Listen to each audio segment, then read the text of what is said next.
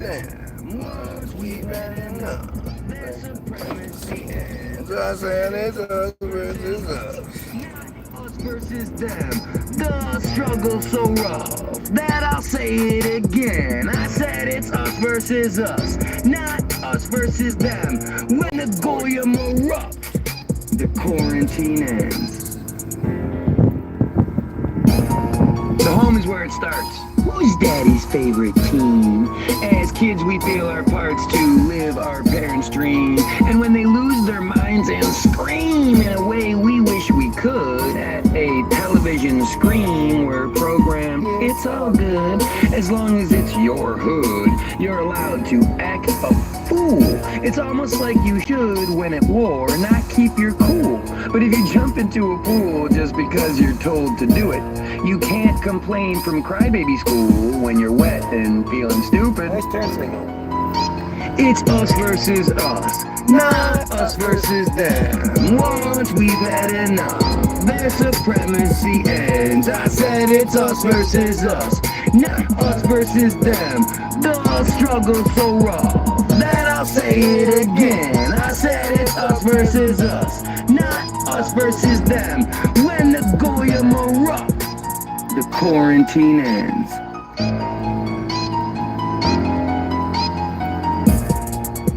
So since we've all been trained to have the simple minds of soldiers, it's time we commandeer the plane before we crash and smolder. We're only getting older. Our wisdom teeth are pulled, but we're the rocks that move the boulders. Since the avalanche of full resistance is the bull in its secret china shop. The sickness is the call until the Goyim scream, it's time to stop. The chosen will remain on top. Their pyramids a scheme, and our revolution includes the cops. We're on the same Goy team. I said it's us versus us, not us versus them. The struggle so rough. Man, I'll say it again. I said it's us versus us. I told you guys yesterday the fucking crybaby Jewish guy would be here first thing in the morning. I told you guys. Gonna cry and cry. I'm so glad you're here. Anybody ever thinks I'm wrong or anything, we have a Jewish guy here who is determined to prove what disgusting pedophiles they are. What disgusting people they are, but just you know, the pedophilia is a piece of it, big piece. But this guy is money, man. He makes, oh yes, yes, yes, yes. Yes, Charles is all good. Yes. Yes. Oh, man.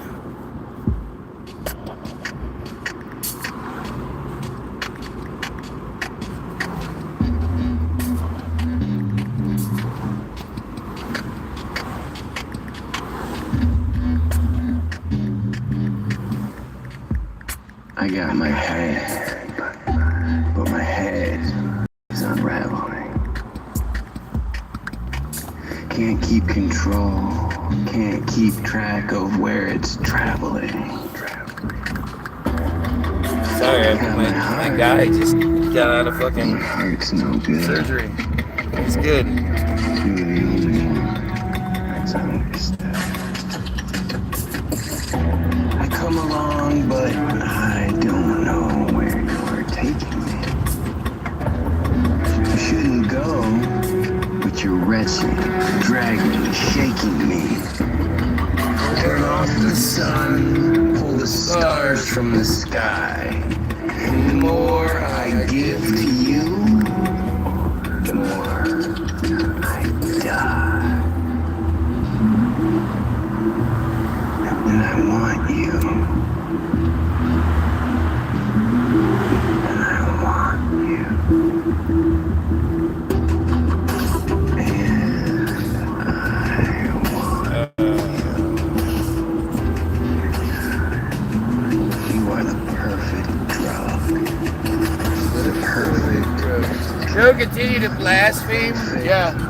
I sound stupid calling out your pedophile The perfect Yahweh the perfect or Hashit. Yep. makes me sound crazy because I don't agree with your pedophilia.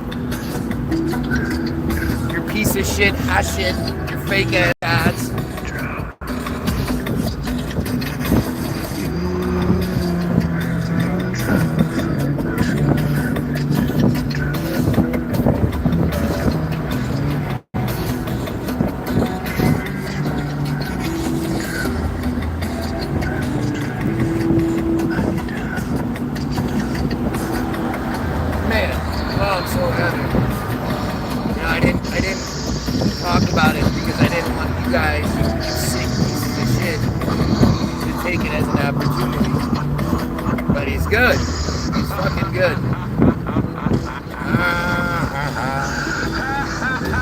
Yeah, you're not a race.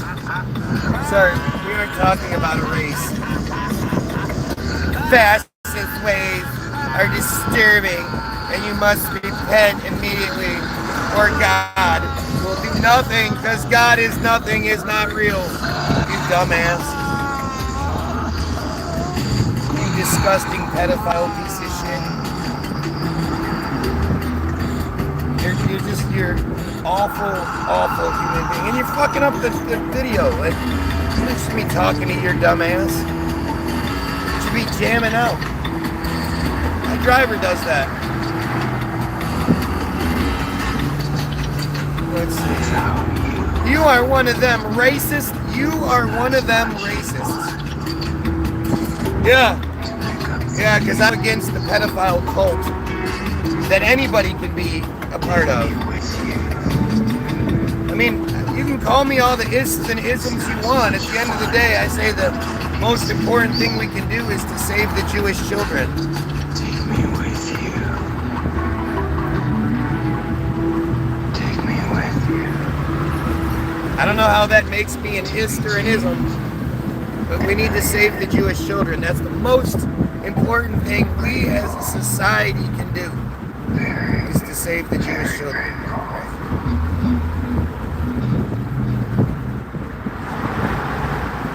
Remix, mix.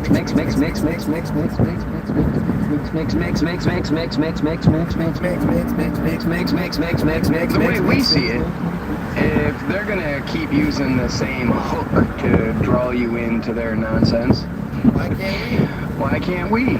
Weinstein didn't kill himself. No, Weinstein didn't kill himself. I might be thinking someone else, but Weinstein's gonna kill himself. Weinstein and his failing health are just another story dealt, making sure the folly's felt, since Weinstein's gonna kill himself.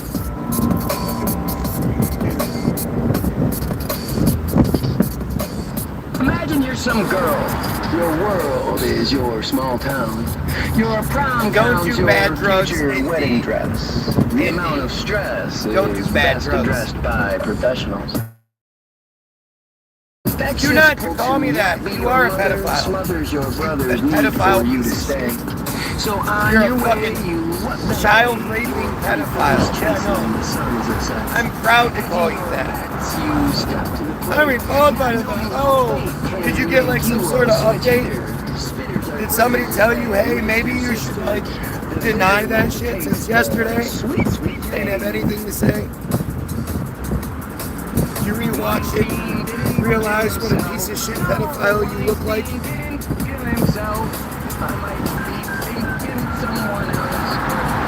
And remember, I mean, I know you're really stupid. Like, this is the one of the hardest parts about arguing with themish people, is that they're really, really stupid, right? So trying to converse with them or debate with them when they're not capable of actually, having any sort of intelligent discourse, it can be frustrating, right? It can be irritating, it can be frustrating, but you just got to keep it in mind that you're dealing with somebody who is inbred, who was, violently and viciously, ritually, sexually assaulted throughout their childhood until they aged out of preference, which is 12, and then was forced to do it to another child so he could get his redemption, transcendence, Like these are just awful, disgusting, horrible, need to be eradicated people. We need to eradicate that cancer. Like without a doubt. There's no room for it here. Making sure the folly's felt since Weinstein's gonna kill himself. It's his way or porn, and you're torn between options. Both ways the plot ends with you being fucked. You're stuck with a bad decision. Where do you give in? The Weinstein prison has visions of grandeur, but with it comes cancer. And answer me this, if fame is a gift, why do so many flip the proverbial bitch, switching directions when their kids are involved? The mystery's solved with common sense. The dense repent in their ignorance. Repent in your ignorance. Weinstein didn't kill himself. No, Weinstein didn't kill himself. I might be thinking someone else, but Weinstein's gonna kill himself. Weinstein and his failing health are just another story dealt. Making sure the folly's felt since Weinstein's gonna kill himself.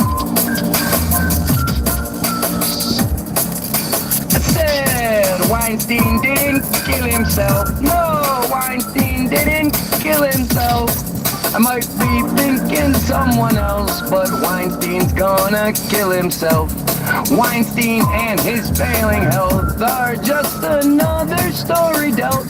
Making sure the folly's felt since Weinstein's gonna kill himself. Not necessarily my favorite TV star, but great.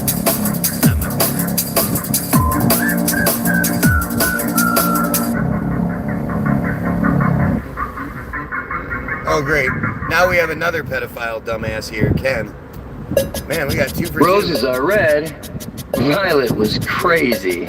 And since your wonderful head is nowhere near lazy, you always amaze me. I'm forever too soon. To most you're a lady, but in the bedroom you bring the kaboom. And shake my foundations. The dirtiest broom, your sweeping sensations, a welcome invasion, replacing my fear. Your terrapin station deadens the weird issues that shear off most people's wings. Then their miscues appear and the sequels who bring all of these things completely full circle. But my rose and your violet sings beautiful purple. You're Laura, I'm Urkel, it rhymes and it's true. My heart's on my shirt, pull my sleeve into you. Since I savor the proof in your delectable pudding, I'm digging your roots, your Cuba so gooding. I'm losing my footing while you knock off my socks. The options you're putting on me ups my stock. And as the hands of the clock don't even seem to touch you, you're a chicken, I'm a cock. You're great and you suck too. The walls that you bust through are what's held me back. I love you so much, dude, nothing but ask, and I will attack the problem head on. We could live in a shack with everything gone, and everything wrong just wouldn't matter. When you come along, your song is the answer to all of the cancer life constantly offers. The patterns you shatter open the coffer, holding the pauper you wear full of pride. My heart's quickly softer once I'm inside the incredible ride that our life is together. My jackpot is high and you pull the best lever. Angeline, song won't do you justice to take my pain away. You're the only one I trusted, and then there came the day to avenge what you're disgusted by. My Angeline, song is all I have.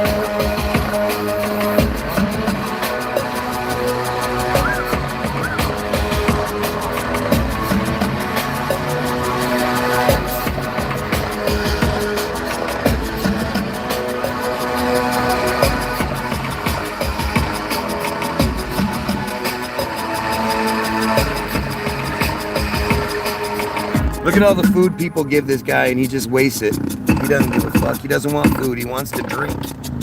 And I don't blame him. Fucking drink your life away. You're already homeless.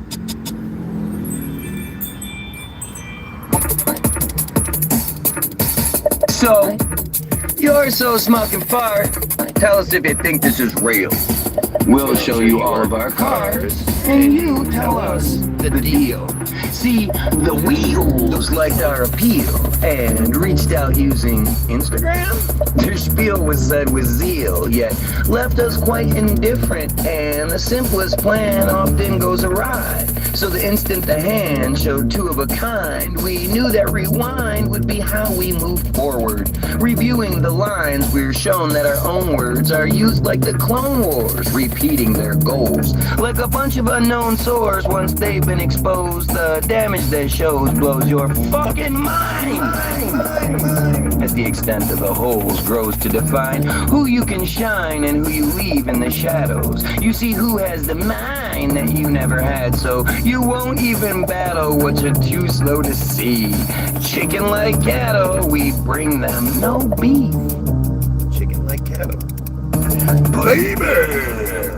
Let's ride this bitch till the wheels fall off. Baby! These bowman pricks are always soft. Oh, baby! Let's stop the Goyim Holocaust. I said, baby! Let's ride this bitch till the wheels fall off. Let's stop the Goyim Holocaust. So again the gavel drops. We're guilty as charged. The metaphors that refuse to stop have hidden those same cards we talked about at large when we started this story. These Bowman pricks are never hard, yet often they're quite boring. And the path that we're exploring leads us right up to the juice.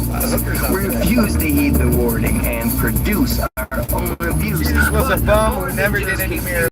We knew the truth quite clearly. You got the winner comment so far. The forest fearing shows why Jesus, Iron Searing was given a lead role. He's a right ear with an earring, yet these Jews have such a hold that a guy who smokes the pole gets presented as a womanizer.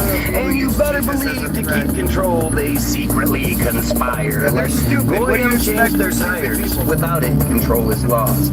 Yes, they light the fires. Yes, they pick the boss. And while you still believe the cost is worth the collateral damage, the insurance that's the Goyim cross ensures our disadvantage. Beautiful. Fucking beautiful. Baby, let's ride this bitch till the wheels fall off. Baby, these bowman pricks are always soft. Oh, baby, let's stop the Goyim Holocaust. I said, baby, let's ride this bitch till the wheels fall off. Oops, I did it again. My driving artistic license hides what I really meant to say. In beauty, it's so priceless. It's kinda like a knife, it's less fun stuck in your back. But using it to fight fits like Jews supplying crack to the people that are black or white or red or yellow. As long as chosen aren't attacked, they sell the Goyim rellos and drinks and pills. And hell no, we'll no longer play their game.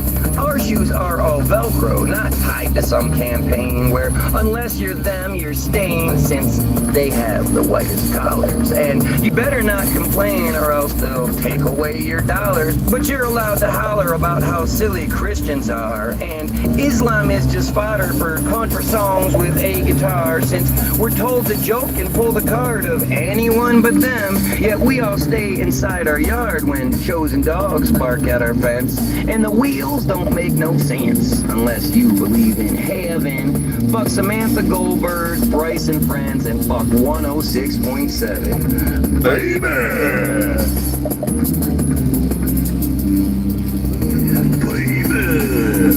Ride this bitch till the wheels fall off.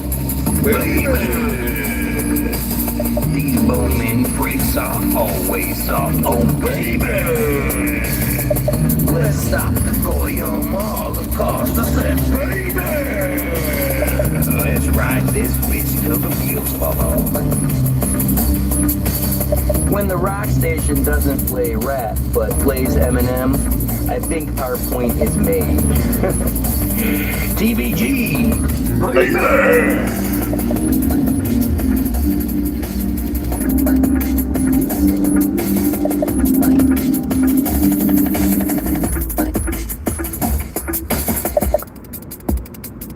I was on TV last night.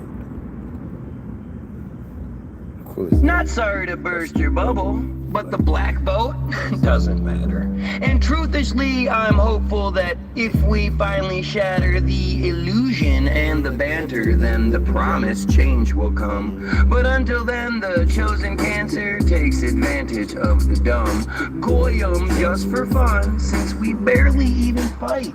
Their propaganda keeps us numb, oblivious to the plight. While the thief comes day or night, we don't even lock the door. And when we finally see what isn't right, we blindly vote for more. Propaganda like the black vote and the black community are so much like a black hole that they suck the energy from every planted seed. Since voting's an illusion, no one protests who commands these things, lost in planned black confusion. I love this song. Blacks make up around 13% of the U.S. population. That's not enough to make a dent in any situation. But just like the space station or the COVID-19 nonsense, what you believe is so amazing. If you're really being honest, you'll see Americans make Hondas and Trump has foreign sweatshops. There's more hookers serving Congress than lot lizards at the rest stops. The chosen openly run the best stops to manipulate perception. Like, how come we can't arrest the cops or the planned racist infection? Propaganda like the black vote and the black community are so much like a black hole that they suck the energy from every planted seed. Since voting's an illusion, no one protests who commands these things, lost in planned black confusion.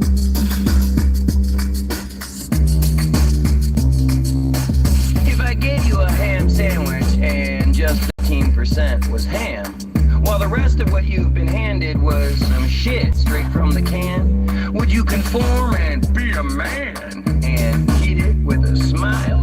Or would you finally understand that 87%'s a mile from the ham-trelescent style you were told made up your meal? It's our societal denial ensuring Goyim feel the need and therefore kneel and refuse to even question. They tell you what's real, yet you never learn your lesson.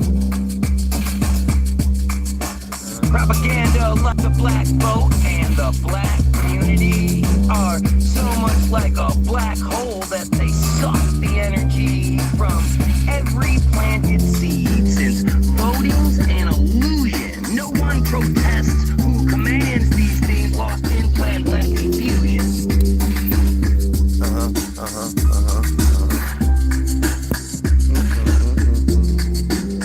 So, instead of getting mad about something you hadn't bothered to think about, why not ask the questions that I'm asking, that TBG is asking?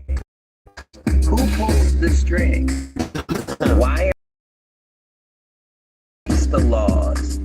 Not just that we want equal rights. Come on, Team Goyim. We need to strive to be something much better than we have been this entire time. TBG.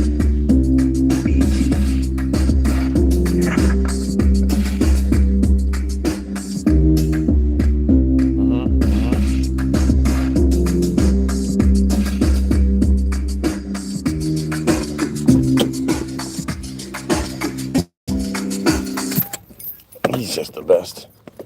He is just the best. Oh.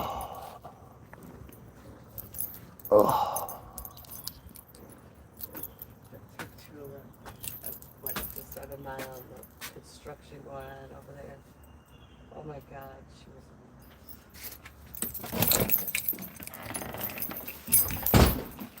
Hey there, boothole.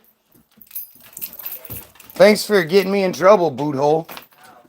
How do you think? Who do you think I blamed for leaving too loud all night? I didn't. I know, but we didn't know that. Protest. Who commands these things? Lost in plain black confusion. The friars are a real problem. They're the real problem.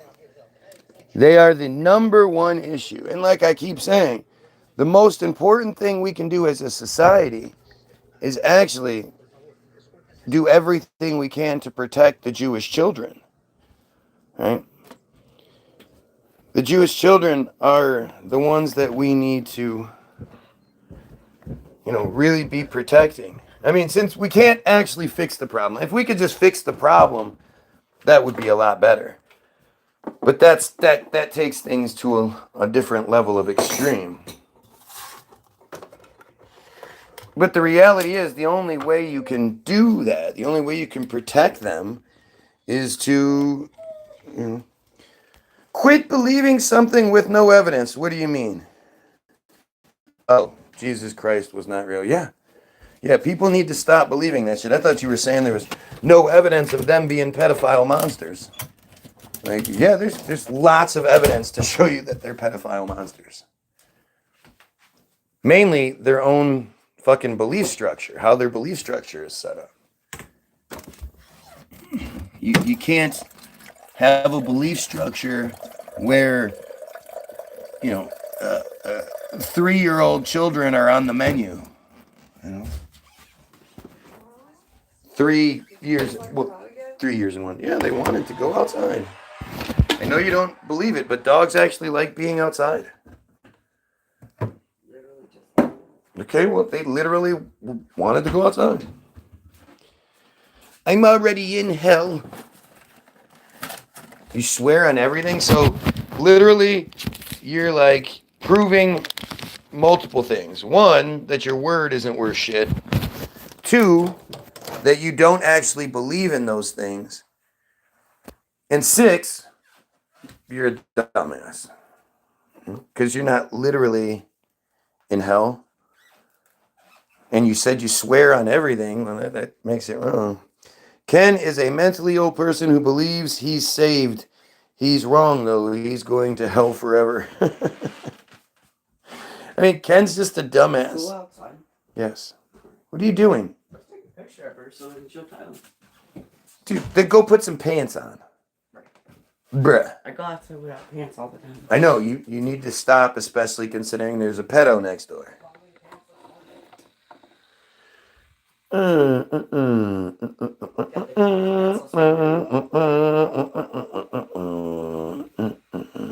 already got my ticket. I mean, I don't know why you would want to go to hell, or you would want to go to heaven.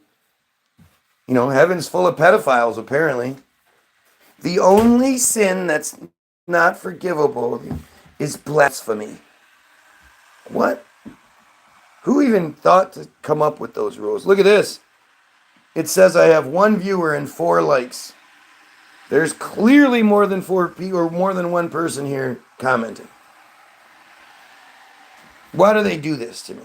Why do they do this if I'm not kicking the ass and I'm not, who they fear the most? Why do they do this? Seems kind of stupid. Some serious trailer park vibes. Yep. It's always those trailer park people that are saying there's no Jesus, there's no God, and F the J's, we need to eradicate that cancer. Yeah, that happens all the time. All the fucking time. And you guys just saw me come downstairs from upstairs of my 2-story trailer. Yeah, I have this really nice 2-story trailer. It's pretty awesome. Oh, man. They're just so dumb. When you can't argue with what I say, but you have a job to do, you end up saying stupid shit. I mean, it's just how that shit works.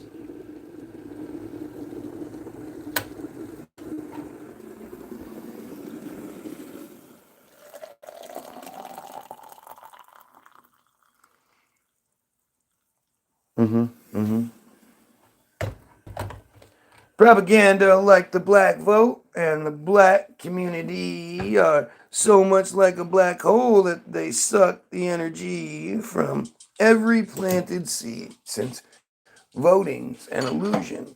No one protest who commands these things lost in plain black confusion. It's fucking great. Thank you, Brian. It's fucking great. Susan, Polly, Andrew.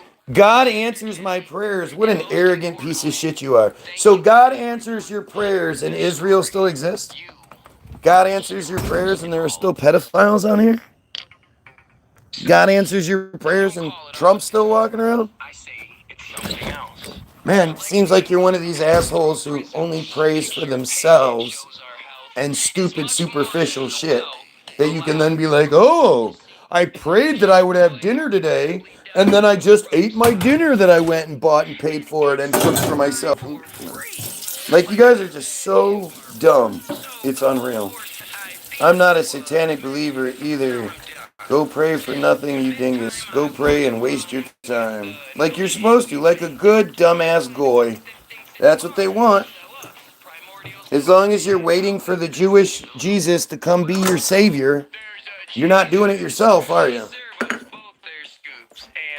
I mean, it's so funny that people, deny the idea of a friar conspiracy controlling the world. When at the end of the day, the ultimate good guy, the number one guy that's supposed to fix everything and again, save everybody, the savior of everybody, is a Jewish guy.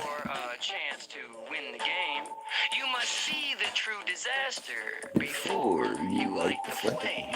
It's not your fault you've been assaulted. You were taught to be this way. In this cult, smart are exalted, starring in the shows you play. But if they're caught and we're appalled with how we're bought and told each day we'll break the law that hides the culprit, altering our DNA. My problem is my metaphors. It's just not blunt enough. Jesus was anti-Jew because the Jews corrupt everything. No, Jesus was Jewish.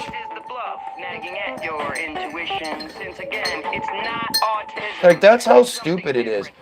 They're so, they have to be, it's like Trump when it comes to, the World Cup or whatever, putting himself in the picture. They have to be in it despite it being stupid. He was anti-them, and he was them. That makes sense. And really, all the credit, all that stuff that Jesus is given, it really doesn't, I don't get where, where it comes from. What? I mean, I know he supposedly sort of spoke out, but did he really? I mean, what did he actually do? He walked around crying about the fact that he's God, his dad is God, and that everybody should be basically worshiping him. And if you don't do that, then you're bad. This whiny little bitch crying. Why doesn't everybody believe me? Why doesn't everybody say I'm God's son? You need to believe with me. Believe me. You don't believe me, you're gonna go to hell. Okay, genius. That last line I made up. But at this point, if you're not squeamish, your lack of empathy sucks. They praise the almighty buck, but what Goy hold most dear is to eat the corn we shuck without the constant seed of fear. Alive between our ears, popping every bubble. Rows and rows of peers, trying not to get in trouble. Yet as more money goes to Hubble and distractions like Epstein. The vaccine injured. Notice how I say distractions like Epstein? I've been telling you guys from the beginning that Epstein is a distraction. It's not your fault you've been assaulted, you were taught to be this way. It's called smart are exalted, starring in the faulty play. But if they're caught and we're appalled with how we're bought and told each day we'll break the law that hides the culprit, altering our DNA. TBG proposes we no longer call it autism. We propose we call it symptoms of a biological attack, or SOBA. People are born autistic. This is obviously something else, and as long as they have us battling over semantics, we're losing the war for our children. That boy bad. Yeah, That boy baby. bad. You don't want 10% of God's help, do you? You want 100%, right? Haha, yeah. Crying at no one. Is that what I do? God, it's weird because I could swear I provide a whole bunch of evidence to back up what I'm saying. And then I don't ask anybody to worship me or follow me or, you know, that kind of, I'm the leader, yeah, doesn't work that way. But I'm also real. So even if I was doing that, at least it's real. Unlike anything that has to do with your stupid ass church, your stupid ass Bible.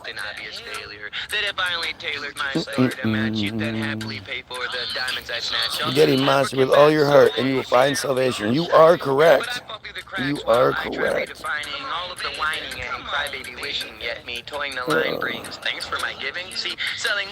I love weed, not Jesus. Jesus was a mentally ill man who thought he was good. Jesus isn't real, right? It's not real. It's a fake, fucking stupid story that doesn't hold up to scrutiny. Blame Jesus when your day's not going well. Blame Jesus when your life is going to hell. You give all your pay while you constantly pray. Why don't you hear the bell? Blame Jesus. Blame Jesus. Blame Jesus. I promised I could save you, but use no fairy tales. You call it a gay move since you believe females shouldn't read emails or books or even words. And if I sold you that retail, you'd buy every hateful verse. Since their voodoo only works if the fool accepts it does. If the truth is never hurt, then you're lying just because only saved. It really was a was, and now must be. Yeah, see, I avoid using any sort of pasta references at this point. In space, man. Controlling information means a lessened need for force. You make drunk and happy slaves when you distract them using sports. While you map out every course and influence every outcome, you must only lack remorse if you're keeping the devout dumb.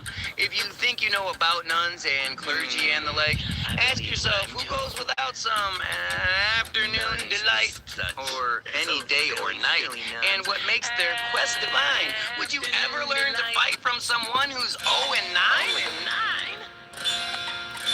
Blame Jesus when your day's not going well. Blame Jesus when your life is going to hell. You give all you pay while you constantly pray. I need to change the things I sell. Blame Jesus. Blame Jesus. So after some deliberation, you should send us money. Okay, we can call wait. it a donation. No. See, I've accepted Sonny. Okay, well, you want to lose hours then? And like Michael Corleone, it's time to kiss the So what? You had a girl there to impress. That was for your own benefit. No. Okay, then you lose hours. It's all good. Really get you paid when you sell it to the marks, who then call it fertilization and spread it around their parks. Their drones now spray us after dark. That way they make sure we're asleep. When you only swim with sharks, it's best you're not a sheep. Yet if the codes they use are cheap, We don't let our kids play video games all day. You don't compete, So could they do don't the like same. it. And with that, I drop the shame. I now sell what you want sold. I'll make fun of God and Jesus till I die because it's my free will. And since you've all been told to keep your head down in the Fucking sand, stupid. It's so embarrassingly stupid. It's time to kick the can. It really is just Don't forget to like grab your daily it would be one thing if we were under control 7:30 and 8 a.m. Eastern by something that made sense, that fit. Facebook.com/The Bilderberg Group Official. It's a live feed and we're here for you. So I assume you're just doing it anyway? Yeah.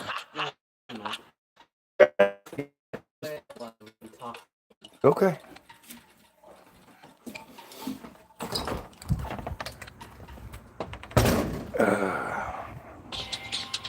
Real quick. It's one of my favorite songs. Let me ask you this. If I had gotten busted selling and manufacturing methamphetamines within 4 school districts, would you accept the fact that I got no jail time? Would you? Would you really? I doubt it.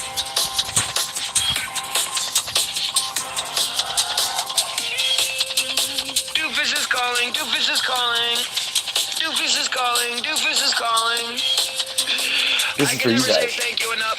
You know not what you mean to me. Though I've dealt with the likes of Keiko and such, these robots come so frequently. You think they love my frequency, while they constantly promise they don't. They're hoping that the meat can't see they will all of our won'ts. But you're the antidote. You help cure their disease. Sharing my witty anecdotes will rise up from our knees. But I only plant the seeds. It's you who makes them grow. I do just another nothing feed if you choose not to show. See, if you don't make it go, it only goes nowhere. Bro, stop saying bro. Dysfunction's like mohair. And I know I always go there, but that suit no longer suits me. I'm a modern day Voltaire. I see religion as a movie that we should all profusely demand is kept from children. How do you not see how obtusely they shape the world we build when everyone is killed? Then who's left might pay attention when the scripts won't be refilled and we're locked in the detention camps they always mention. When the latest virus hits, that's when they keep the best inventions for themselves, yet little bits trickle out as gifts given by the gods. They sell us their spaceships and the marks just watch and nod. But you break from the pod, you do what you're not supposed to. You are not retard, who's now happier than the herd, who always catch the bird flu since they're weak just like their minds. They don't focus on the words, but you fight choosing being blind. And since I ask you all the time to please think for yourself, you find it more than out of line that the doofus wasn't dealt a hand so often felt by those. I love when people say, like, you don't believe in this sky daddy, so what do you believe in? What other sky daddy do you believe in? I don't. On being gay, you lack the proper wisdom to see the 50 shades of gray. Always on display, it's almost never black and white. But he'd be happy in a way that he'd no longer need to fight. So what? He lacks the height and has the shoes too small to fill. If he accepted himself, he might no longer get the thrill for ever trying to spill the milk he always cries for. I'm sorry, dude, just chill. Not everyone's first prize. You're not the biggest geyser, but there are many in the park. You don't need to be a liar since you say I'm in the dark. If I'm really just another mark, then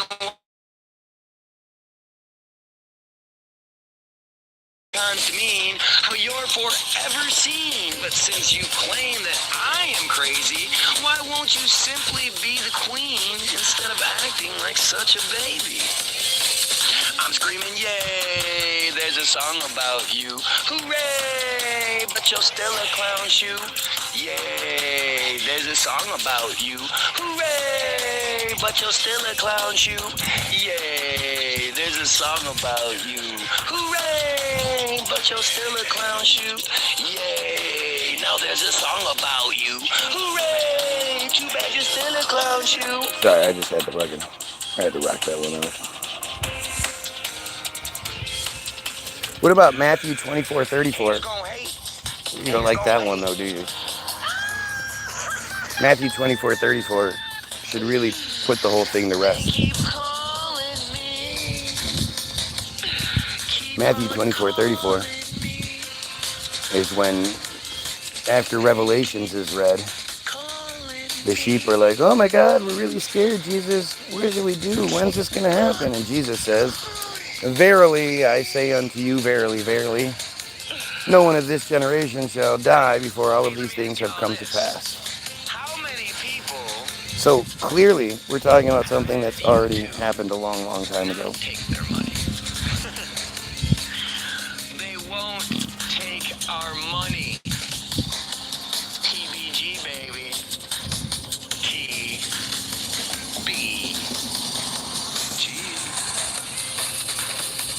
We're nothing without you. Long live the haters!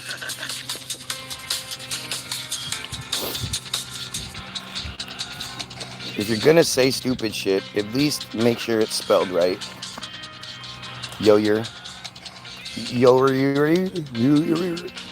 tried to get his "you're" right and still couldn't do it.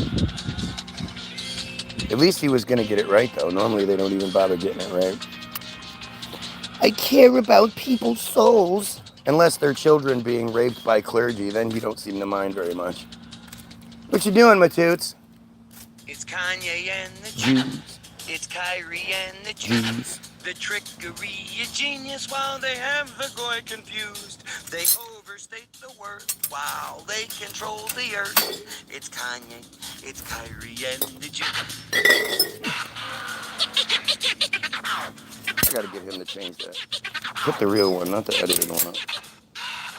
I almost fell for Kanye and the Yeah, that's much better. Semitism deception, but he's just a clever at least you got it right. teaching us a lesson. Since at our first impression, What have I done? I borrowed from it and made it great. Based on their definitions, truth is just so pad thai. Some people now have sad eyes, crying foul and whining. But if they're so freaking mad, why aren't they just defining exactly what they're finding? So Your soul will live forever in one or two places, heaven or hell. Seem desperately repetitive, which is without sedatives, like they are Goyim candy. I mean, it's just so weird to think like you live your life obsessed with your death. Boy, aren't you missing out on life?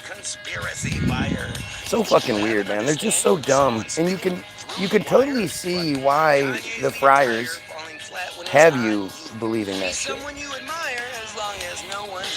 And really, you know, the crazy part is that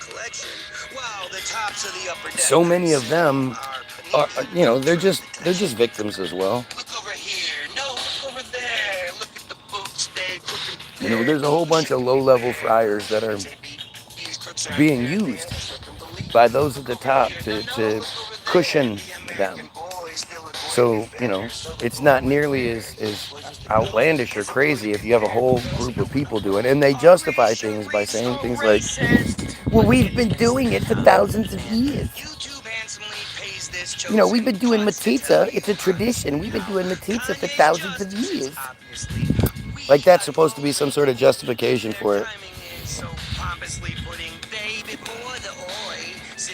Special was deployed to bring on the cavalcade of using actors as decoys so they can educate us slaves, which now brings us super homeless and poor, 2 phones. Was driving my car and was in my no home a minute ago, but yeah. I mean, it's so interesting because obviously you're themish. You're a friar because you all just say the same dumb shit. Like, it's just so interesting that you're so fucking inbred stupid that none of you can even come up with, like, a unique plan of attack.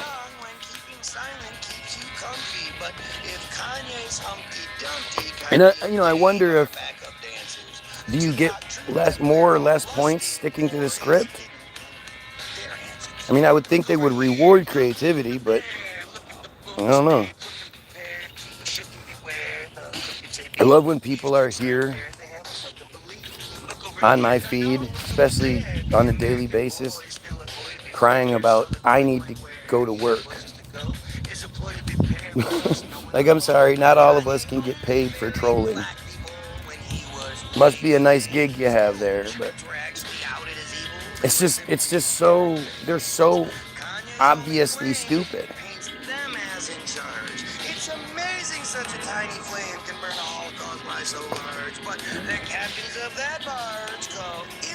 It would be nice if I could not even, I don't even have to be good at it. I just have to be some dumbass that plays the role.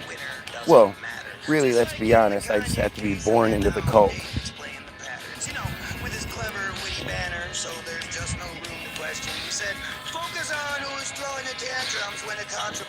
I mean, watch the Tyler Oliveira video where he exposes Lakewood. I think it's Lakewood when he does this one. But he talks to even like the city councilman or whatever it is, talking about why are so many of you on welfare, especially when you have so many kids. And the way that the friar, what are you, against having children?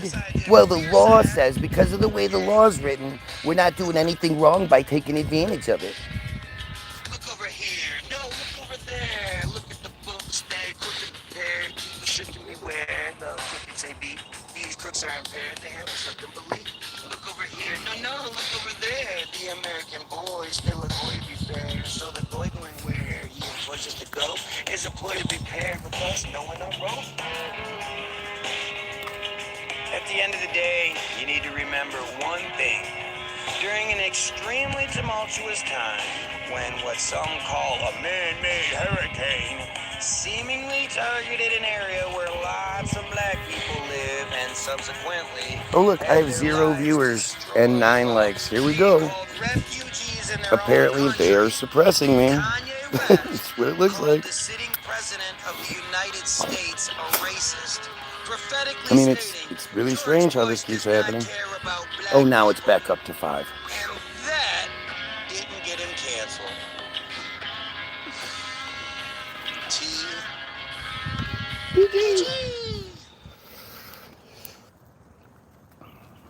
This dumbass is so fucking silly. Joined 11 years ago, has 0 subscribers. Do you actually believe that's what we're seeing? Do you believe that these are real profiles of real people that are just fucking obsessed with me? They're just obsessed with me. It's just regular people who have nothing else going on in their life and who are totally obsessed with me. It's not Israel. It's not act.il. It's not themish. It's just, well, they're themish, right? These more than, like, most of the people here have already admitted to being a Jew. But they, you know, and it really, considering I have 6 people here, and at least 3 of these commenters are Jewish. Remember, they make up 0.183% of the world's population. So for me to have them on my feed organically would mean for every one of them that's here, I should have 546, I believe, was the math. But we'll say 550. If there's 3 of them here, there should be at least 1,500 people watching.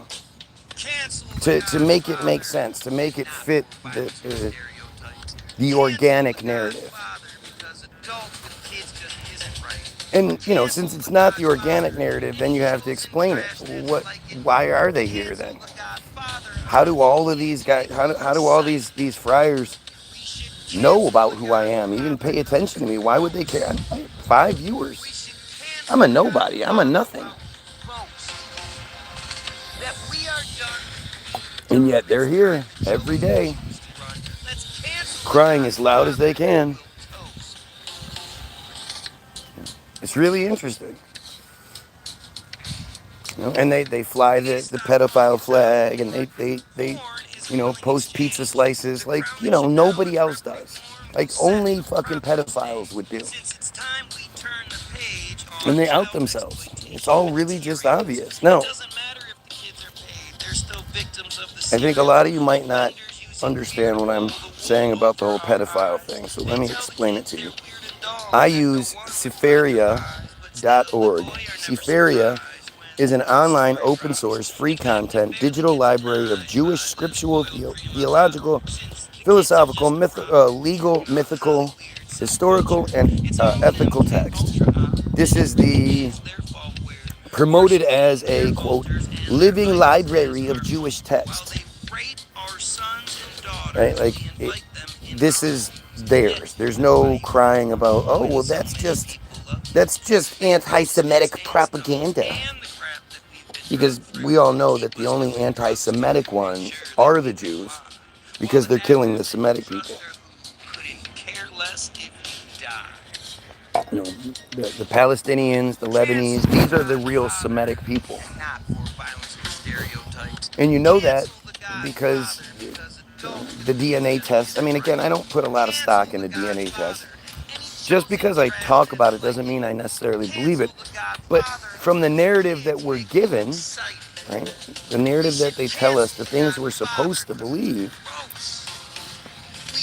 They've banned DNA testing in Israel because the last big one showed that 95% of those tested didn't have Semitic DNA.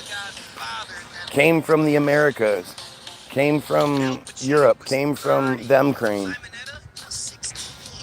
That's not sweet, it's dirty, No. and it's still not called obscene, since there is no in-between. No. You don't want them dead nor guilty.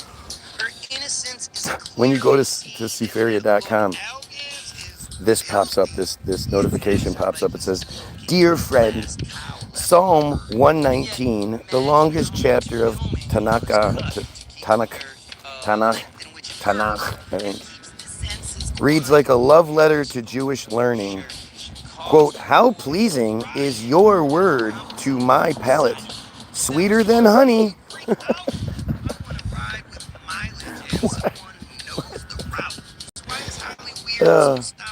This Tu B'Av, we're celebrating the sweetness of Torah and inviting you to help more people discover a love of Jewish learning.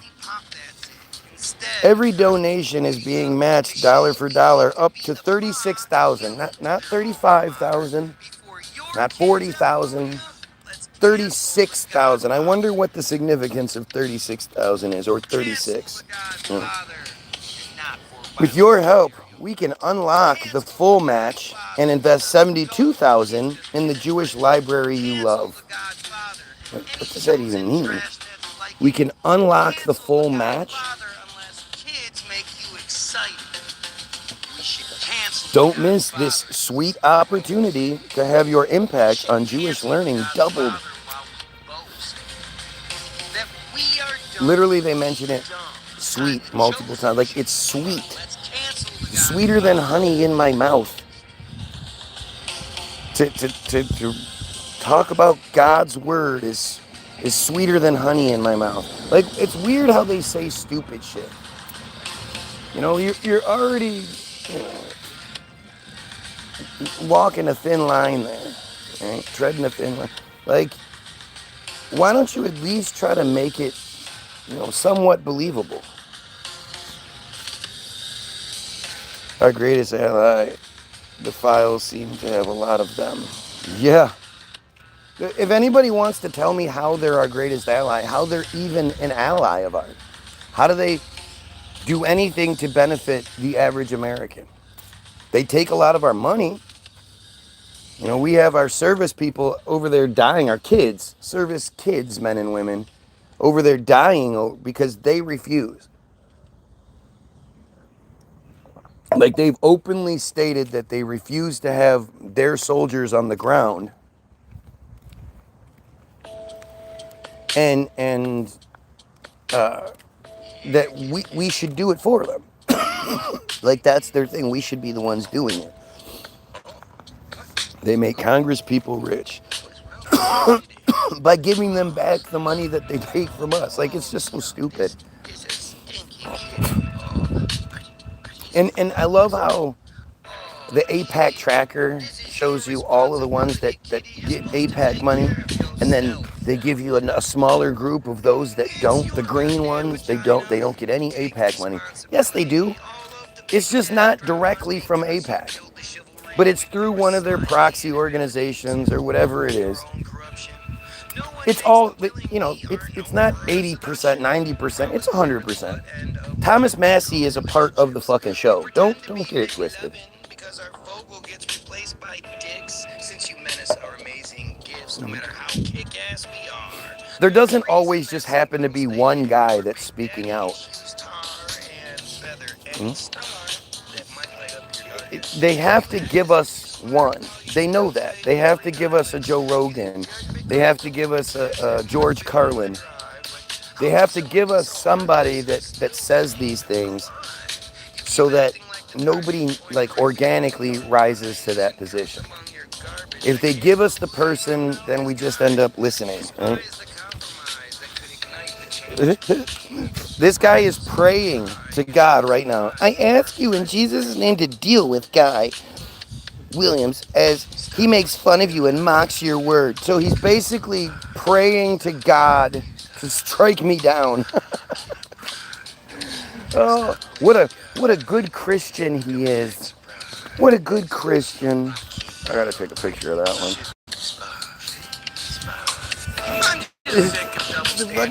The religious person is so fucking stupid and desperate and obsessed. Seriously, this guy spends more time on my feed than just about anybody else. This person is you know, God, I can't say anything intelligent.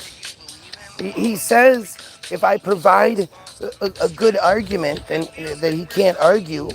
You know, if I say something that makes sense and there's no way around it, then he'll believe. But I'm not smart enough to say that. So please, will you deal with him? Please, I'm praying to God. What a dumb piece of shit.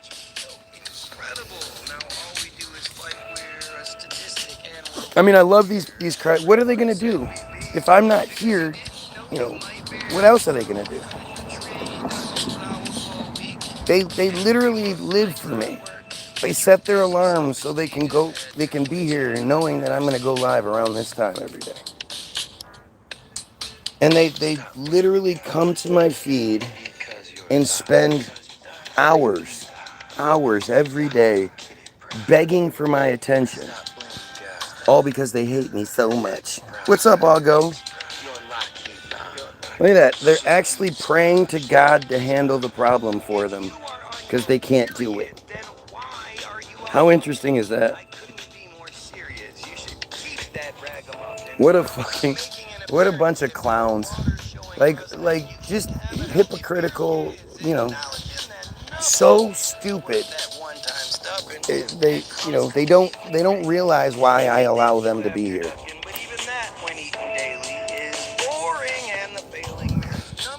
I allow them to be here because they provide such a fantastic example of what I'm saying. Like I couldn't script it out any better.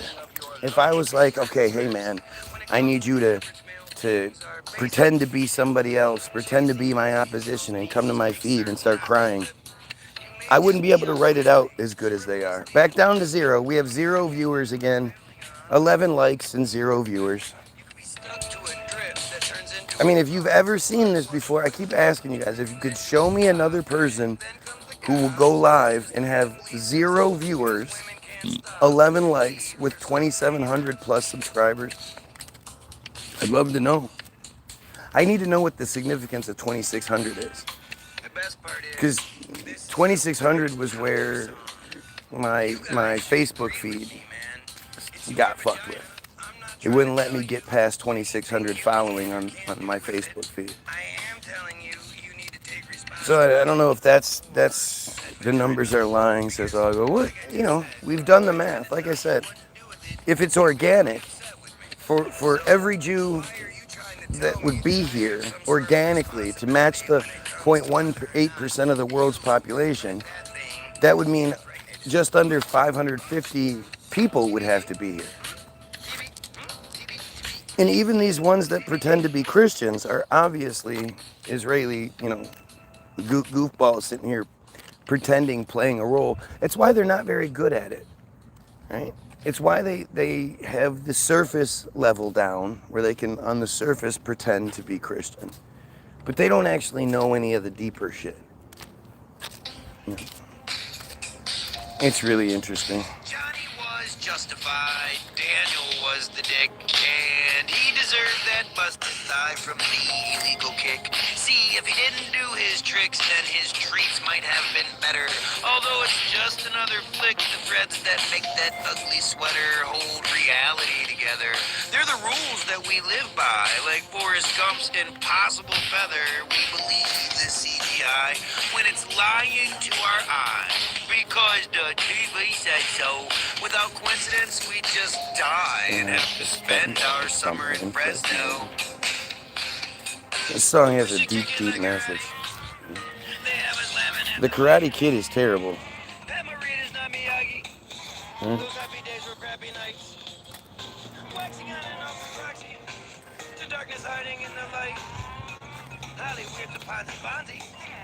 They sell and tell us what we like.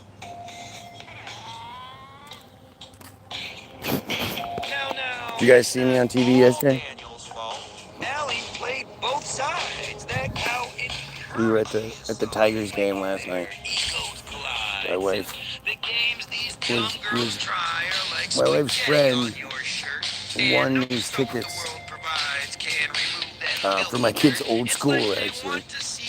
And so we had these amazing seats. Like, they was really fucking nice. We were right behind the dugout, like on that first level behind the dugout, towards the back of it, but still, like, right there. Like, it was amazing. And during one of the home runs, apparently you could see it. Like, I have a picture of it. My buddy sent a picture of it. You could see us on TV.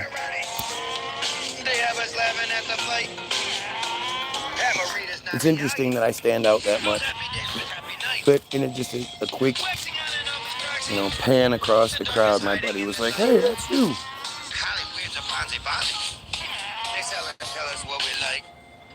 Why are we all so okay with old men hanging out with kids? Way back in my day, Punky Brewster was the shit. They had the Goyim watching Big like it was no big deal. That yeah, think about that movie, Big. What a fucking weird ass flick. The 80s were pretty sick, man. They programmed And it's pretty fucked up. Like, what was done to the broad was pretty fucked up.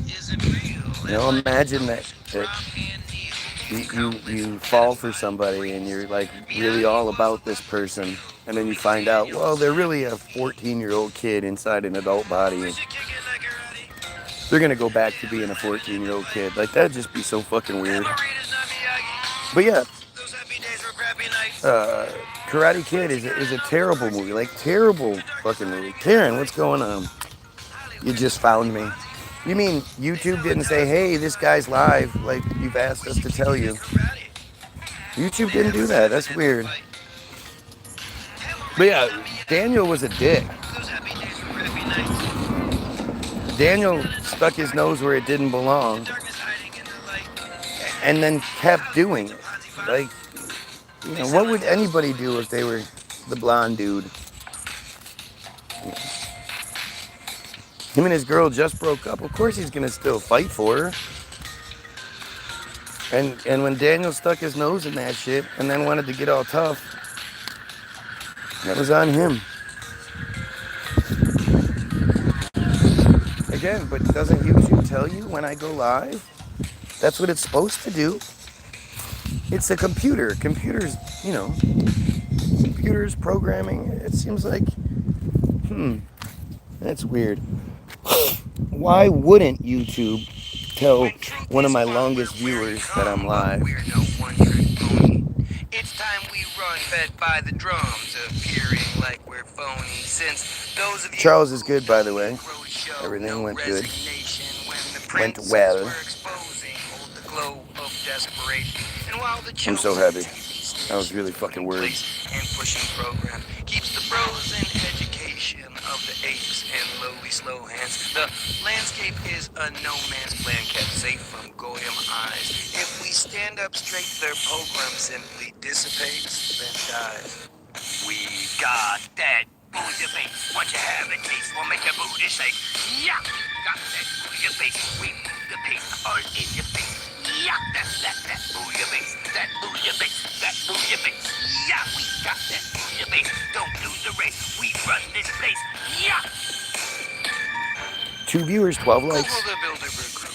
Then Oogle the oodles of proof that the noodles in that bowl of soup are the kit and caboodle of truth. The unusual fruit shooting up. Look at that shit. Look how close it is. Using the pardon the criminals hardened by yards in the Hamptons, creating the margins they sharpen their tendons through national anthems and patriotism. The rational answers to pass on their wisdom, but we take what's given. Like wow. remaking the vision to live in their we are super fortunate right now. Our existence is ruled by ghoulish goblins, cruel little con men, claiming they're chosen, fueling their nonsense, remaining the no-win situation we live in without Goyim laws. The prison is poison with boss. I don't understand. We see hawks every day now. I've never seen hawks here like this.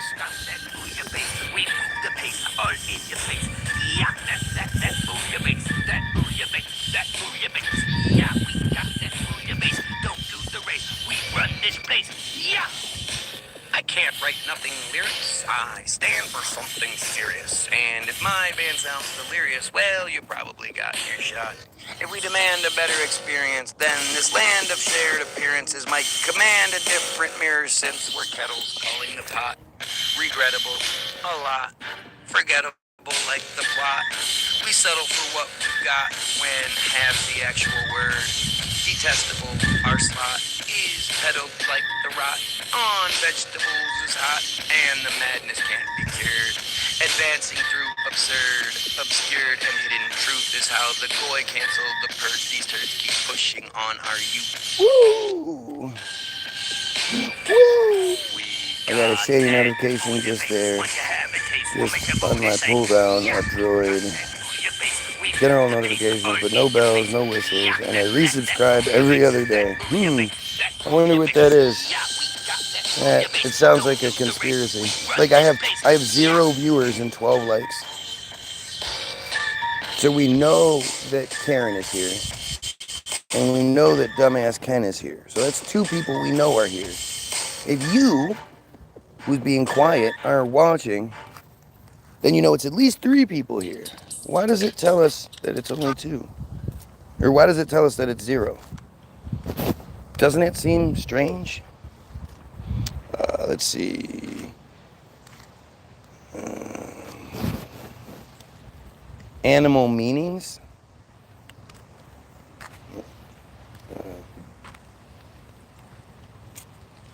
The meaning when animals come into your life. Let's see. Animals choose. No, come on. Spiritual meaning of animals. All right, let's see. When they cross your path.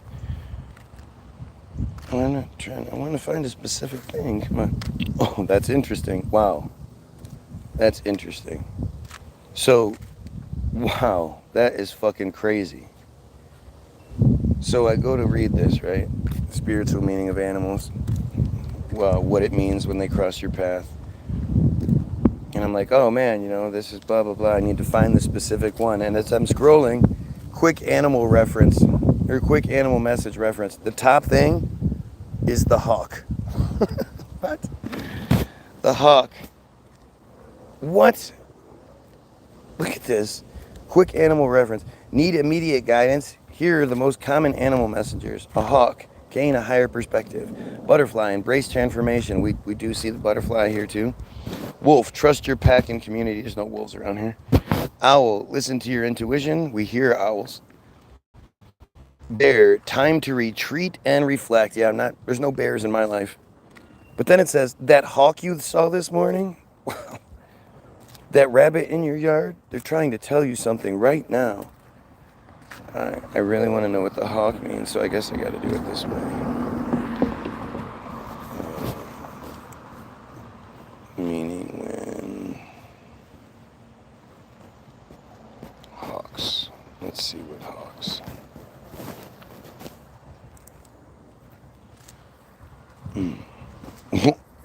People ask when God sends a hawk.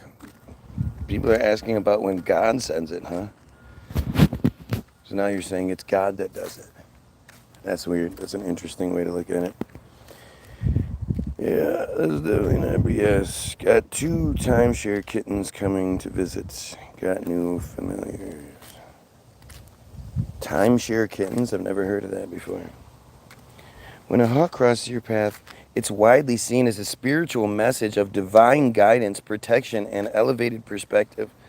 Across many belief systems, it is a reminder to trust your intuition, seek a higher understanding of your circumstances, and know you are being watched over. Oh my God, that's fucking crazy. Historically and spiritually, a hawk sent by God draws from several rich traditions. It starts with Judeo-Christian. In the book of Job, God asked Job, "Does the hawk take flight by your wisdom and spread its wings toward the south?" That's a dumbass. What the fuck? What?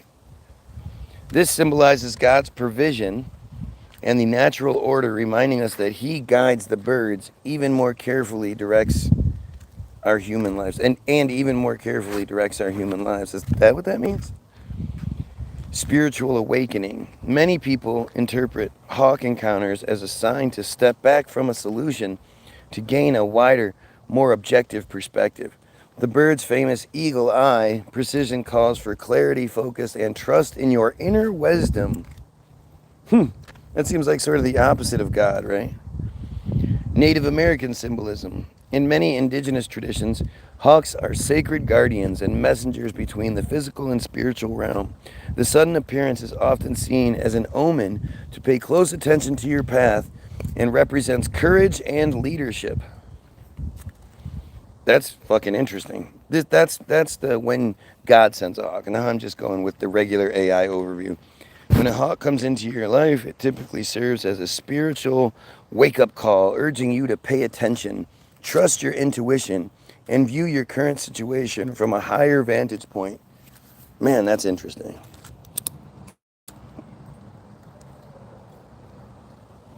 The thing is, any of these things, if you go look at rabbits or you go look at squirrels or whatever, you know, it's always gonna, they write it in a way that it always applies to you. No matter what, a bear, it's time to retreat and run. Well, then you can you can find a situation in your life that you need to retreat from. You know, with the rabbit, it's, you know, take careful steps because, you know, blah blah blah. Like it's like horoscopes, right? Horoscopes are all written, so if you read everyone's horoscope every day, they would all fit you. That's probably why most people don't read all of the horoscopes, because it you know, fucks with you're smart enough to see it, you know. It makes you go, well, all of these actually fit, so. And it's always good stuff, like palm readers and shit. It's always good stuff. No palm readers are like, oh shit, you're gonna die here soon. And my wife always says when I'm like, you know, because she's very spiritual. She likes crystals and, you know, astrologicals and horoscopes and shit like that. And I'm like, well, why don't you get the lottery numbers? Why don't you get, and she goes, that's not the way it works. It doesn't work on selfish needs. And I'm like, I'm not being selfish. If I win the lottery, that changes the world. When I have the money to back what I'm doing, to prop my own voice up, that's going to lead to the slaughter of as many pedophiles as possible. That makes the world a better place. You know, I don't want to win the lotto so I can buy 15 cars and get some fake metal teeth and shit. She wasn't a witch when I married her.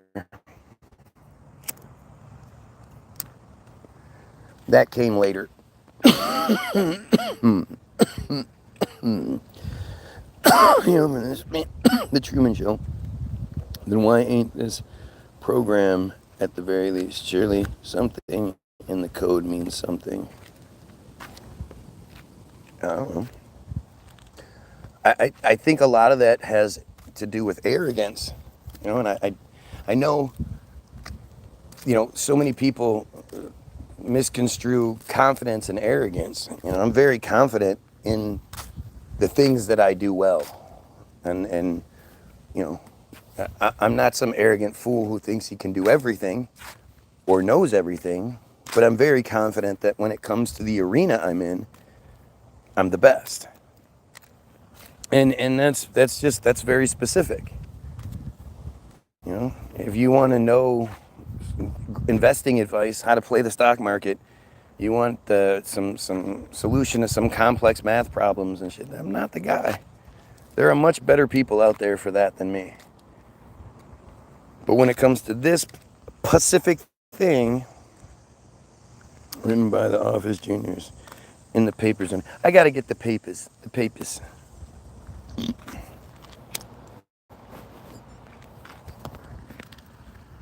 But my dad used to do the thing with the animals. He was real into that shit. So let's see what the hawk symbolizes. Core symbolic meanings. Clear vision. Hawks have exceptional eyesight, symbolizing your own ability to see through deception cut through distractions and spot the underlying truth. Like, who's going to read that and be like, no, that's not me. No, I can't, I'm not good at seeing through deception, and I'm distracted all the time, and I definitely don't see the truth. Nobody, right? Everybody's going to fucking gravitate towards that shit. Laser focus. They represent extreme concentration and determination, acting as a reminder to stay dedicated to your goals and take precise action. Again, who's going to deny that? But boy, it is very fitting to what's going on, isn't it? Especially considering I've been having, you know, I wouldn't say doubts, just more like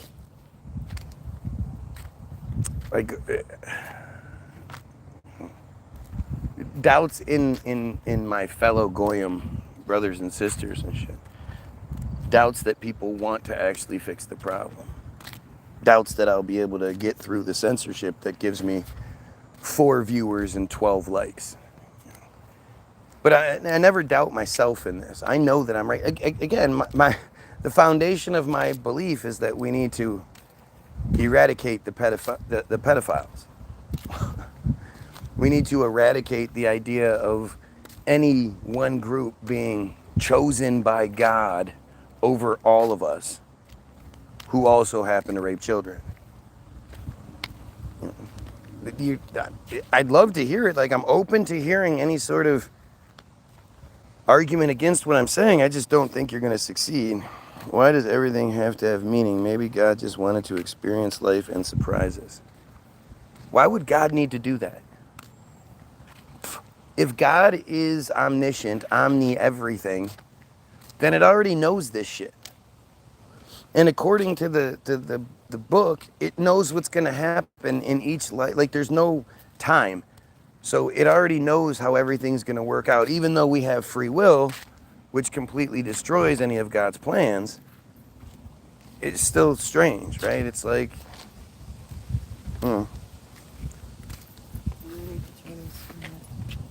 Take the car. Seriously, that's way too far. You're old. I'll get eggs. Why don't you get some eggs? Tony has done it again. Feels good. Yeah. Wait a minute. Do you know what today is? It's our anniversary. Oh, dumbass. You didn't notice it? No, I didn't notice it. I don't know why you wouldn't hand it directly to him and say... I did. Put it in your pocket, and he did. How it got out of his pocket, I don't fucking know. Did everything but, like, staple it to him. See if you can call somebody and find out if we need to bring it up to wherever they're at. Stupid kid for sure. Then again, right. But that's how he's going to get in trouble too. Like, that's not a place to put somebody like him and be like, you know, be good, don't do anything. I don't know who to call. They're not at the school. Call the school and then find out, ask them. What should I do here? Tell Nick to call Jaya and see what she says, because she has her phone on her.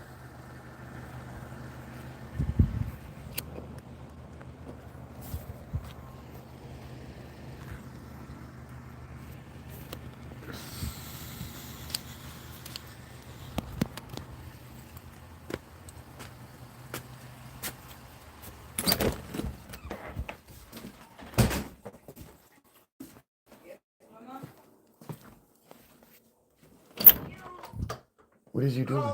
Text Jaya and have her call me or something.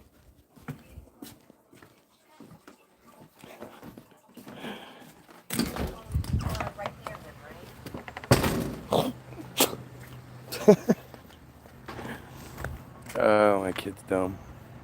I need to talk to Nathan. So Jaya is near him. Let's see. A higher perspective. A sighting encourages you to rise above petty frustrations or minor daily stress to evaluate the bigger picture. I mean, again, I I hate giving it any credit because I hate this kind of stuff, but man, it sure is accurate, don't you think? Trusting instincts. Their appearance is often viewed as validation for your gut feelings, nudging you to listen to your inner voice. That is fucking interesting. Interesting.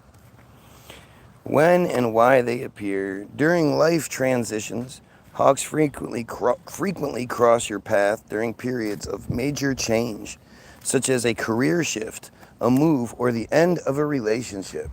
Dun dun dun.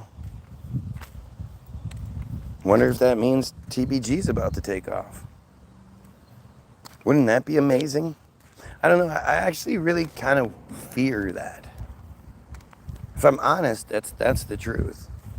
The idea of my shit actually working out scares the fuck out of me.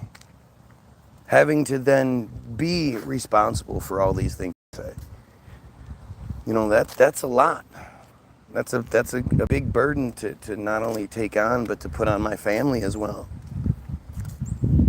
And you know, there's also the performance side of things, which, you know, I'm old. I haven't been practicing and playing music with my producer every day, living in the van, just getting better and better, tooling our shit. You know, we've never even met before in real life. I was talking about it today with him. Basically, if I saw him, he wouldn't look right to me. Same thing with you guys. If you guys actually saw me, I wouldn't look right, because what you guys see is the mirror version of me. You know, you see, oops, my right hand looking like my left hand. And so all of you, what you've grown accustomed to seeing is the mirror version of me. And there's a whole bunch of research that's gone into that. There's a, you know, Jimmy Carter parted his hair at a different, he used to part his hair on one side, and he learned about this whole mirror image thing and parted his hair on the other side and started noticing, you know, success. I think he won his shit after that. Like, there's a lot to that mirror thing. And the fact is, you know, all you guys know is the mirror version of me. You don't know my true self. That's a weird thing to think about. Why is it so difficult to get here? Gee, why do you think it is? What is the only reason that would make sense? And imagine how many people don't know to keep trying and put in the effort to get here. In the words of Spider-Man, with great power. No, he didn't say that. Uncle Ben said that.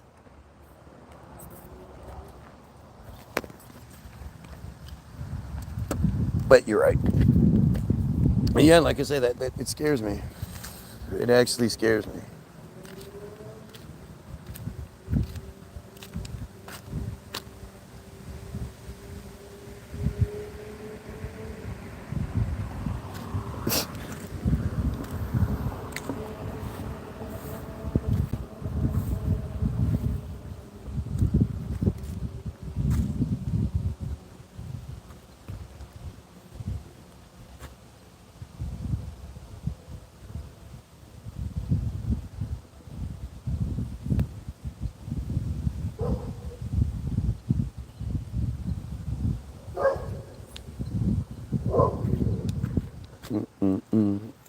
You think I'm being censored? What about the 3 viewers and 12 likes says that? Did you caught the title?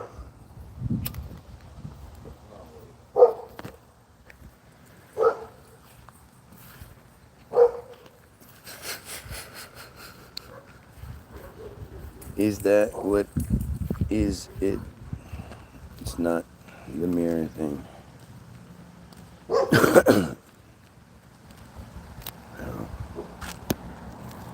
I should look up the mirror thing here.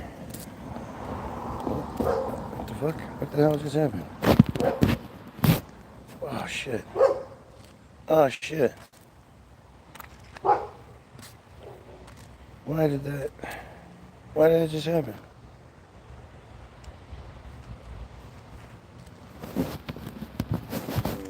Wow, that just fucking... Damn it. It gives me some of it back.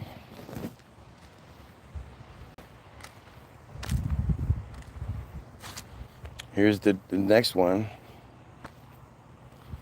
It says, during transition, frequently spotted in life change, career shifts, or periods of uncertainty.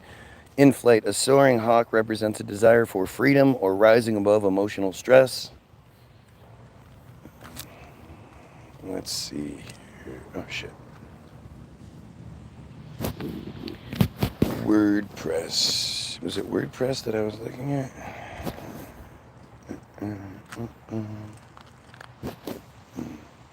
I've had hawks fly right by my deck, very unusual, often these last weeks.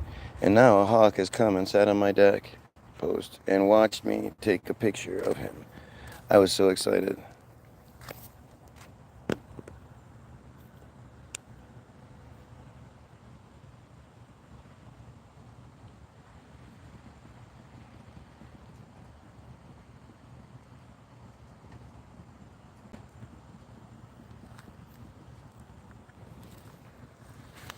I just got booted myself. Yeah, that's what happened.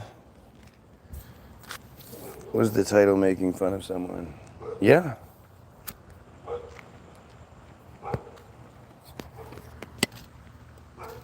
Yeah. Most of you.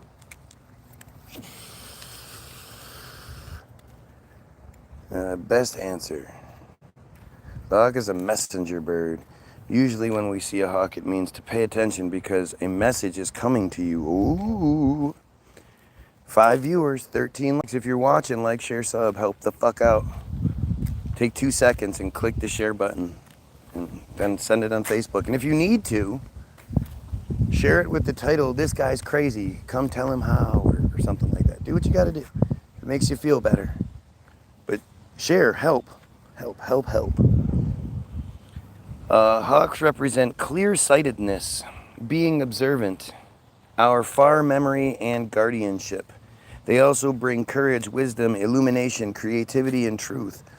Hawks give us the ability to see the larger picture in life.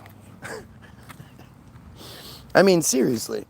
As much as it's fucking, you know, it's goof, it sure is apropos, isn't it? We have another admitted Jew on here. So it shouldn't, again, if it's if it's not as he suggests, Team Jorge, act.il sort of interference shit, for that many to be on here naturally would mean I would have to have thousands of viewers. Every one of them would represent 550 viewers if this was organic. Interesting, right?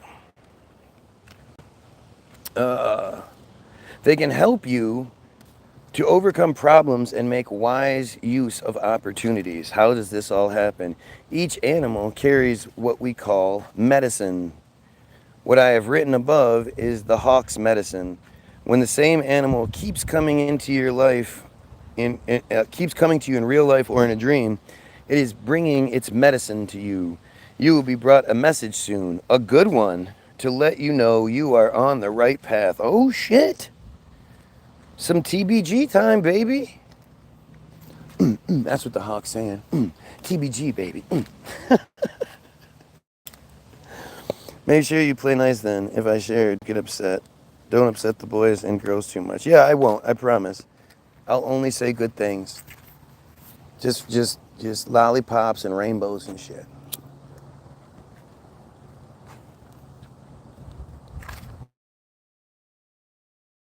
I know this because I'm traditional Shawnee American Indian, and I've learned these things are true. Many interesting answers you got so far, though. Good luck to you. You got.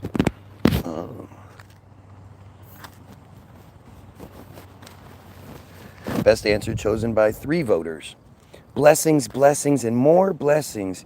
You have been blessed. Give thanks. Hawk is a messenger of the Creator, Spirit, God, or Spirit, Great Spirit, or God. The hawk wants you to be aware the Creator is speaking to you. Take notice. Only you know what the message is. In fact, you already know, even if you don't realize it. God is sending you a message, but it is for you. Well, and all the other people that would see the same hawk I'm seeing. Right? I've actually seen multiple. It's like a family is here. What's up, Matt? They wouldn't let me only watch yesterday. Ask guy himself. Right. Yeah, Matt couldn't get through yesterday. Mary couldn't get through the other day. And these people are dedicated. These people are like trying, like, all right, let me try this. Let me reset. Let me close this out. Let me reset my phone. Let me do this. Let me do that. Let me check if there's updates. Trying everything they can, and yet they can't. And even if I give them the link, you know, Karen talks about it all the time. It takes her to old feeds, like not just yesterday's or whatever, but old ones, or takes her through other people's shit. Nobody talks about this stuff because it doesn't happen to anybody else. Here we go to Glasgow and beyond. They get delivered a different message. Hawks are clever like that, right? Right? Isn't it weird?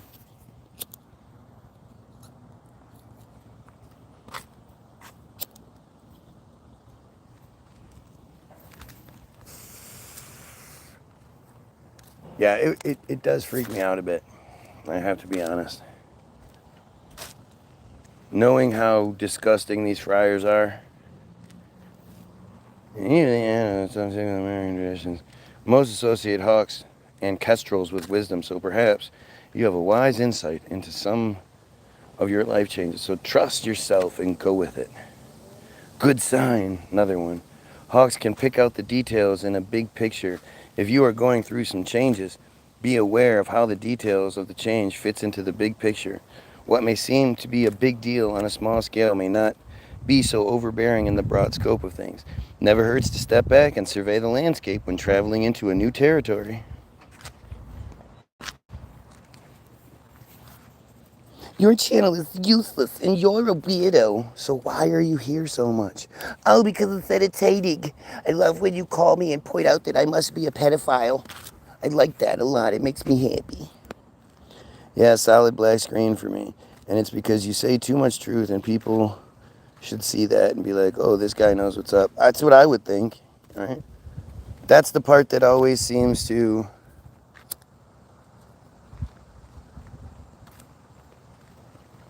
Like, I'm always wondering that about people. Like, what is it that motivates you? Where do you get the inner okay that this is the way to go? What's guiding you? How does that work? And to me, it's like when I look up the stuff on Wikipedia, right? I know Wikipedia isn't 100% true, but it's the truth they want us to know. And so when you look at that truth, you have to understand whatever they're presenting is shined up the best it can be. It's not supposed to make anybody look bad. It's supposed to make them look good. It's not supposed to be something, where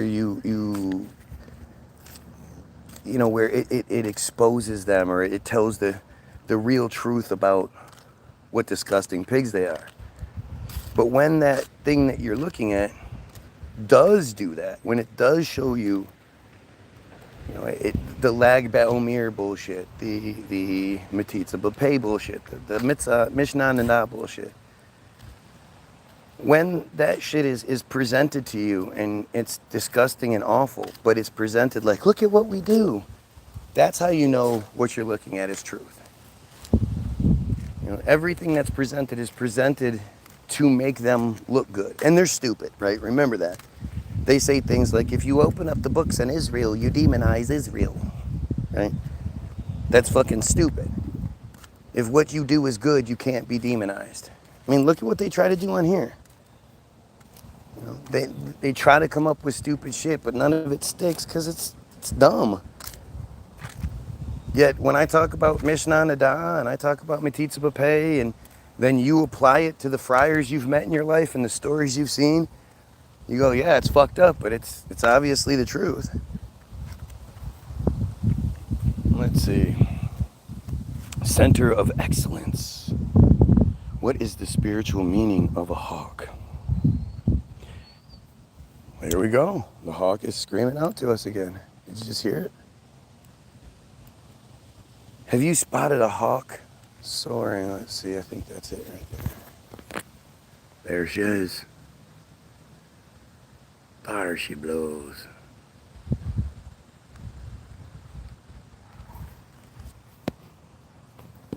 Really interesting, I gotta say.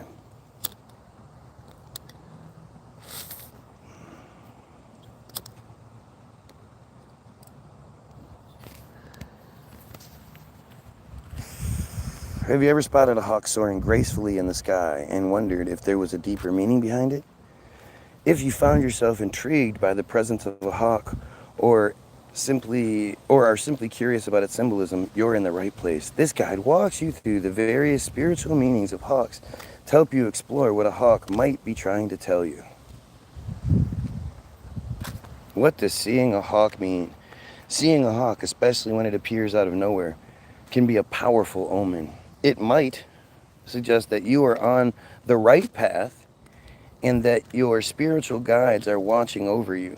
The appearance of a hawk can also signify the need for a broader perspective. Much like how hawks soar high above, taking in the landscape, you might need to step back and look at the bigger picture in your life. Ooh, ooh.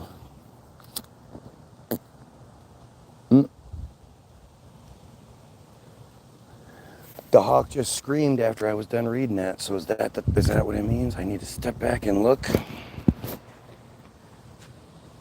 Like I say, that's partly what I've been doing recently. You know, is entertaining the idea that it might work out. Like, what you guys don't realize is that I never believe it's going to work out well, right? I already know. Screaming at me again. I already know what I do won't be allowed to reach the masses. I've experienced it already. You know, my YouTube feed has over 1 million views on it, or my channel. My Facebook page has 6,300 following. And yet if I go live there, it's like here, 2 viewers.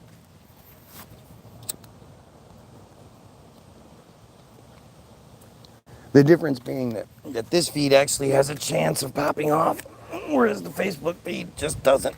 I get a notification at the bottom of the screen that says slow connection. Don't know what the fuck that means. You know, I've searched the image and it doesn't appear anybody else has talked about it or said anything about it.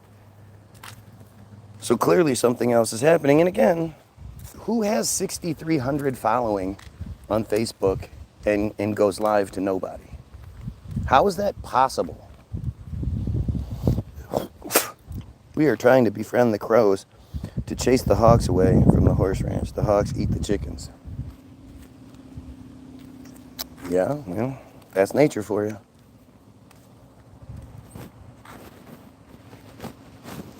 The hawk is a spiritual messenger. One of the most common interpretations of seeing a hawk is that it acts as a spiritual messenger. Oh, fuck.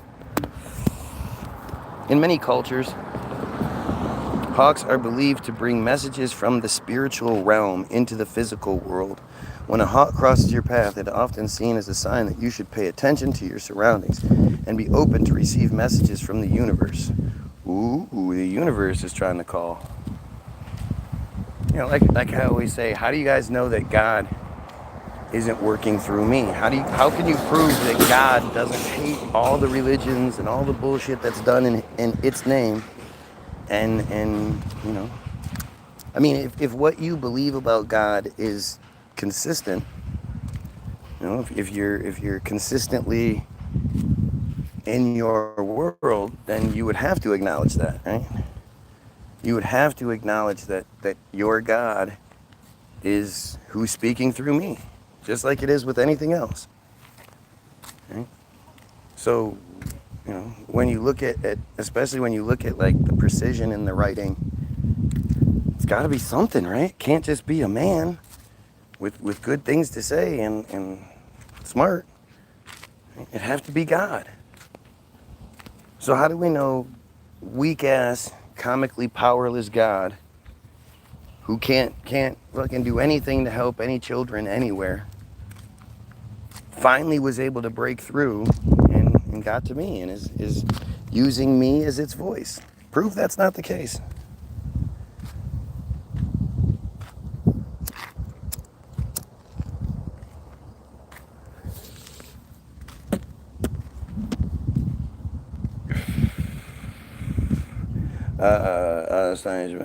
Whether it's a reminder to stay focused or a nudge to trust your intuition, the hawk's presence is a call to be mindful of the subtle cues in your life.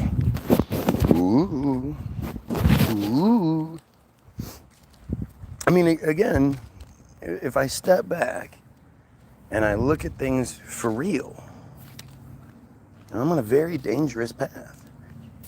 If everything works out and TBG is for some reason allowed to work out, allowed to become what we should be, then, you know, then again, I'm in danger. You know, I'm gonna have to go to extra special lengths to protect my family. And the thing is, you know, I hate it. I really do hate it, but somebody's got to be saying these things. There's only one way that change can happen is if somebody's saying this shit. All true. Well, you're closer to God than the God of the Bible, that's for sure. If anybody wants to point to something in my life that I'm doing wrong, I'm all open. I'm all ears. Definitely need to stop smoking. That's a given. Okay. But like, as far as the bigger picture, as far as what I present, tell me something I'm getting wrong. Tell me something that's negative. Tell me something that if I were to, you know, get the voice, that I would make the world a worse place because of it.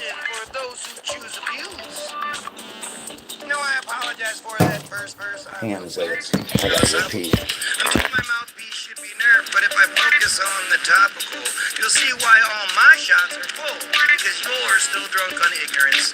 Most only want their sausage pulled, ignoring where the finger is. So focusing on bigger fish, it may seem like I give a pass to the Muslims, but I don't give a shit, man. All religion's trash, and the Muslims are just the other half. The distraction has two sides. You can't have the good without the bad, so who's who? Well, you decide. Really not, really. If Islam really means peace, it's a piece of the distraction. They know not every sheep will take the silly Jesus fraction and multiply that action to keep the boy confused. Islam's just another bastion for those who choose abuse. Let's finally set the record straight. I absolutely, truly hate all these stupid chosen fake religions and the other state that comes when someone has a faith. Trusting nothing made them great. Condoning rape, the clones they make. Row the boat, they know will break when shown the weight. Too much to take. There's doubt when your foundation shake. We drown in the weight their hate creates. Surrounded by cake, it's time we start eating that shit. If Islam really means peace, it's a piece of the distraction. They know not every sheep will take the silly Jesus fraction and multiply that action to keep the goy confused. Islam's just another bastion for those who choose abuse. The Bilderberg effect. And off first break. Well, have a great day, man. We've made focusing on Islam You know, the thing is, too, there are people like Matt whose lives will change. All go. When my shit works up, you know, the people who have been aboard the whole time and shown the support the whole time. I'm not, you know, I don't like enough people. I don't have enough hangers on. So, if you've helped me, I'm definitely gonna help you.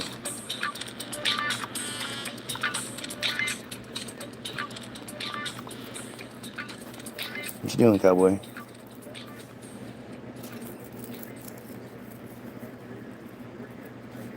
Mm-mm-mm. If Islam really means peace. Just imagine how much of a prick someone has to be to get us to focus on them.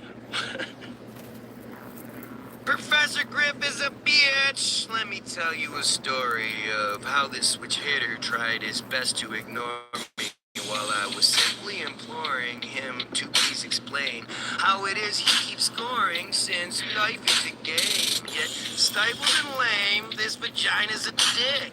He's licensed by fame. He lies to exist. Crying his fist is up to deception. What, Kyle? He's a Look what I was Zionist looking at. pig used for their misdirection. Professing his lessons to lessen our might. He's stressing aggression. He mentions the fight. He's black against white, just like he's supposed to. He's trash among blight. He's used to control who you present to the whole room. He's modern day blackface. His flavor's so old you'll chuck what you last ate. Terminating your past makes you dumb to the present.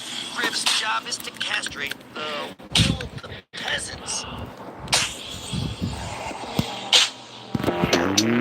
You are the public enemy since you're dangerous to the public, but you're like 100 centipedes running away when you're confronted and seeing through your trusted pedantry. I would say you should suck it, but you'd probably take that literally and just don't cut my mustard.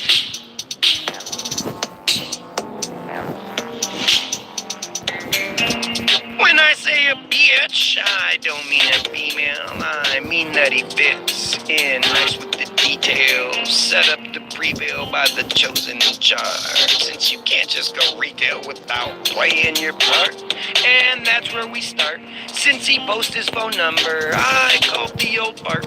And I told him I wonder why it is he's not under the thumb of the system. But it turns out he's dumber than biblical wisdom, since he's just a minion. He doesn't know Gru, but his star was given, and that ploy's nothing new.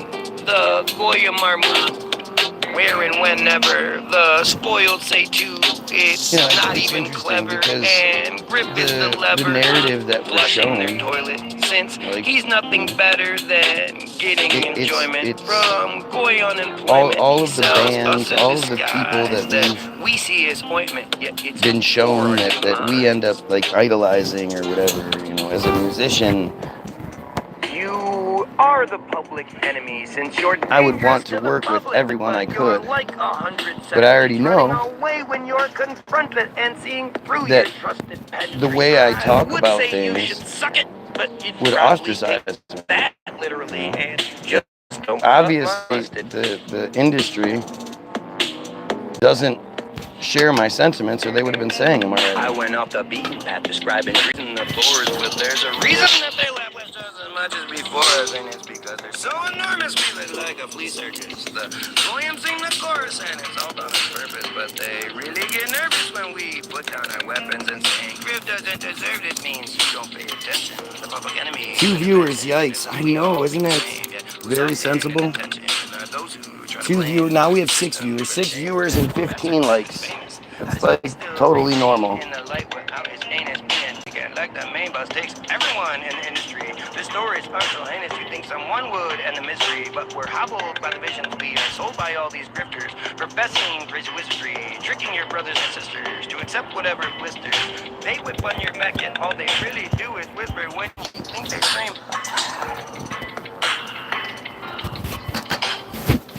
You are the public You are the since you're public enemy. dangerous to the public, but you're like 100 centipedes running away when you're confronted and seeing through your trusted pedantry. I would say you should suck it, but you probably take that literally, and you just don't cut my mustard.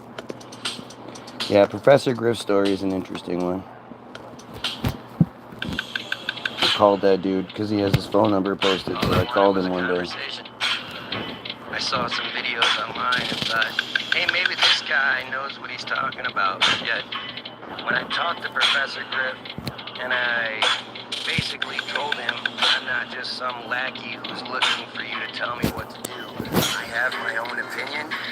He got really upset and hung up on me. What happened, Griffey? Yeah, Griff was interesting. Griff told me that he knew people who were slaves, who, like from the slavery times. Because we had talked about it, and I said, I don't know if I believe in slavery. And he was like, what do you mean? There are people alive who experienced it. And I was like, no, they're not.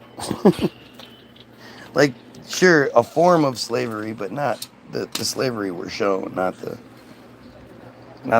bullshit narrative where black people are comically fucking inept. Yeah. What the hell?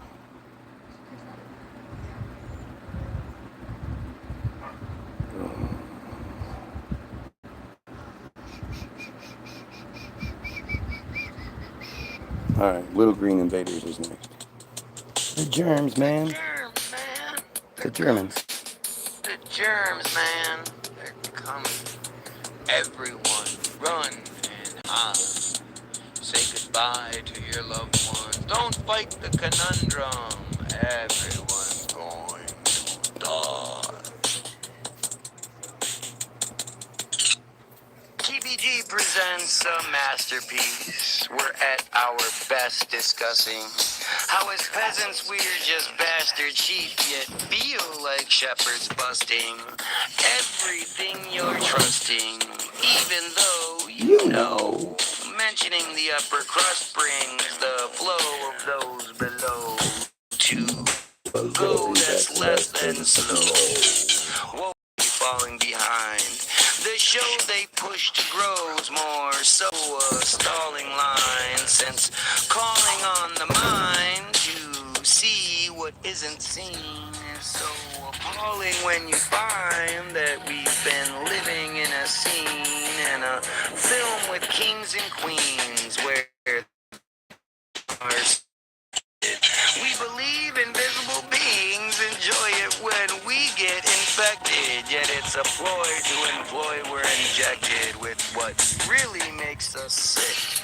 As toys we're given sepsis while we play treats or tricks, but when they say the stones and sticks, we can identify the cauldron. If we have a bone to pick, we should break them into columns where we separate who's all in from who's just along for the ride. If we negotiate to solve them, then the problems simply die.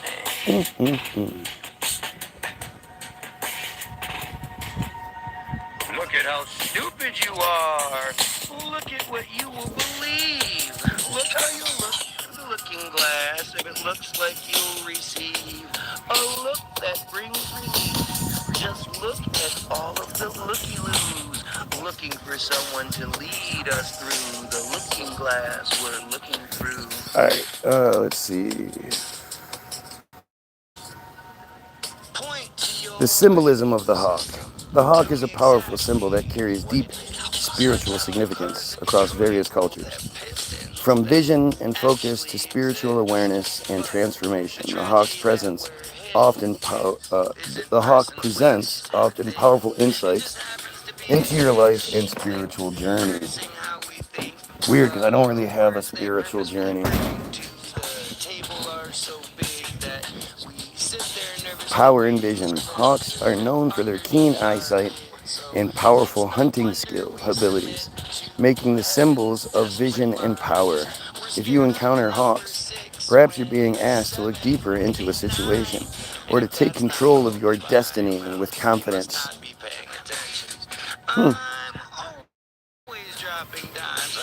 Spiritual awareness. Hawks are often seen as messengers from the spiritual realm, symbolizing a heightened state of spiritual awareness. Their presence can indicate a need to connect with your higher self and listen to the guidance of the universe. Okay. Guardianship and protection. Many cultures view hawks as protectors. The presence of a hawk might suggest that you are being watched over and safeguarded by spiritual forces. This symbolism reinforces the idea of the hawk as a guardian offering protection and a sense of security. Ooh. Courage and leadership. As powerful birds of prey, hawks embody courage and leadership. Their commanding presence in the sky can inspire you to take charge of your life, lead with authority, and face challenges with bravery. They have a scare of the intangible. Freedom and independence. Hawks soar high in the sky, symbolizing freedom. Oh, he's bringing me the shit. Freedom and independence. To navigate vast territories alone reflects the importance of self-reliance and the pursuit of personal freedom. Oh, the wood! Ah, I was wondering what happened.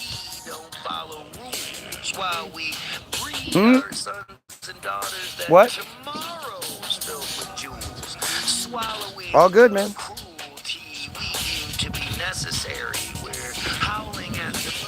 Have you seen all the hawks lately? Isn't that crazy? Have you seen the hawks lately? Isn't that crazy? Never seen them before like that. I've been here a long time. Right. Well, close. Well, okay, so you could have been 15. You were here before us? Oh, I didn't know you were here before us. Yeah, I thought so too. But we must have been here. We must have been in 2012, I think. Hopefully, so we get that guy next door to me moved. Oh, was he an asshole? He was calling the city on everyone, dude. He told me when he left, he came round my house. He goes, oh, no, there you go, all the calls. Look at how stupid He called on 2015 and the 2000 elections. I got him a text message. Todd's an asshole, though. I don't care about the... But I said to him, I was like, who called on that? This is all these people down the street called on. He didn't call on you. He didn't? That's weird. I thought he would have. Right. Somebody does. He was weird, man. I'd be out the front blowing my front yard. And I'd literally be walking up and he'd come out of his blow and blow the curb. Like I hadn't done it well enough. I'm like, dude, you're a fucking idiot. For that to matter... It's like you've got better things you don't have to worry about. Right. Obviously not. You got more coming, or is this it? I was going to do you stuff a little bit thinner than this, just so you got stuff to light it with.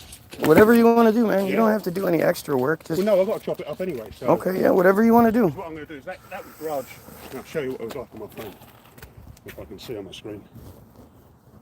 It was like right across the roof of my garage, and I messaged him, and I was like, "Do you mind if I take that down?" I thought it was a real fucking pain in the arse. It's standing in the shade.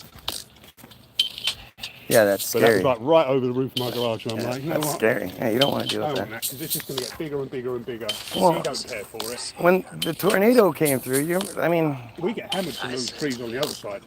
one year, people don't believe me, a tornado came down, it hit your house, it came up, and then it came through ours and blew our garden apart. Yeah. Like, what else could it have been? It was so specific, you can still see the one branch is all fucked Oh, up. we got damaged like the inside the whole of the back of our house. Yeah, right, I remember You that. can't buy aluminum siding anymore, so I had to buy plastic siding and get it as close as I could. Oh, that's bad. The insurance company wouldn't do the whole house. I'm like, it won't fucking match. She went, well, we can't do the whole house. It's just the back. You only pay us a ton of money every year. We can't dig into It's that. like medical insurance. Isn't it? Right. Oh, This it's took me terrible. on the drugs 1 year if you don't have insurance. $34,000 for 1 fucking year. That's insane. And they gave it to me for free. Well, what do you think is in there? You think it's $34,000 worth of shit? It's a biological drug, so I've got real bad health, you know? Right. But I mean, still, it doesn't have $30,000 worth of ingredients in it. You know? They go, oh, well, it's all the actual research. And I'm like, yeah, whatever. Right. Well, then how can you give it to me for free? I googled it. They said it over here for one shot. It's $2,848 or something for one shot for a month. In England, where I live, just under £1,000. It's about $1,200. It's an American company, but it's twice as much here than in another country. My buddy in Germany just literally had heart surgery. Yeah. He had a stent put in. Yeah. And, he just went in, they evaluate, it was all free. Yeah, They even wrote him a prescription to cover the Uber to bring him to and from. My father's got a bad heart. He's 84. For the last 2 Christmases, he's been in hospital. It's always like 2 weeks before Christmas he's going in. He's in there for like 8 weeks, comes out, no doing nothing. You pay for it when you're doing the taxes. Like our taxes in England are like 25%. But you don't have any worry about, you don't go, oh man, I can't afford to go to the hospital. Right. You know what I mean? None of that. Well, and the crazy part is, like, if people got the medical help they needed, then society would be better. That's what's preventing so many people from contributing. And I don't care what anyone says, like, fucking socialist healthcare. End of the day, what's wrong with looking after people? You know what I mean? Regardless of any political sense, what's wrong with looking after people? Especially since so much of it just gets taken and given to Israel anyway. So there's the fucking nail in the coffin right there. Exactly. That's exactly it. Right, it's all juice. It's all juice. Give me 10 minutes and what I'll do is I'll bring you that half a pot load of stuff. Dude, you have no hurry, no nothing. It's all good. Yep. Yes, sir. It's their fantasies. They want to pretend that way so they can, they can picture us together. Transformation and freedom and independence. Their ability to navigate vast. Transformation and change. Hawks are also associated with transformation, as their presence often signals a time of change. This change can be personal, spiritual, or situational, urging you to embrace new beginnings and evolve. Wow, that is fucking amazing. Connection between heaven and earth. Hawks are seen as a link between the spiritual world and physical worlds, symbolizing a connection between heaven and earth. This connection invites you to explore your spiritual side while remaining grounded in reality. That's amazing. Across various cultures, hawks hold different meanings. In Native American traditions, the hawk is often seen as a guardian and a protector, while in Egyptian mythology, the hawk is associated with the god Horus, who symbolizes the sky and kingship. The hawk's association with these powerful figures further cements its role as a spiritual guide and protector. How to know if a hawk is your spirit animal. Spirit animal. Ooh.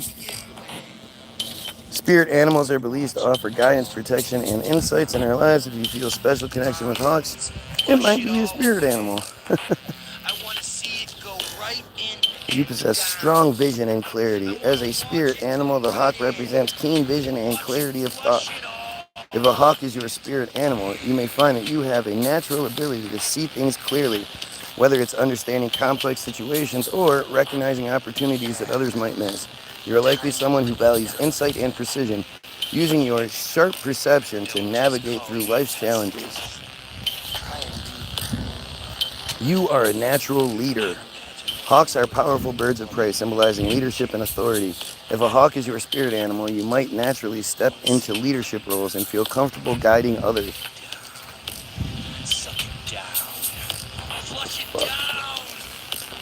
Your ability to see the bigger picture allows you to make informed decisions and lead with confidence. The hawk, spirit animal, encourages you to embrace your leadership qualities and trust in your ability to take charge. You value independence and freedom. Hawks are known for their independence and ability to soar high above the ground, representing freedom and self-reliance. If the hawk is your spirit animal, you likely cherish your independence and prefer to carve your own path. You may feel most alive when you have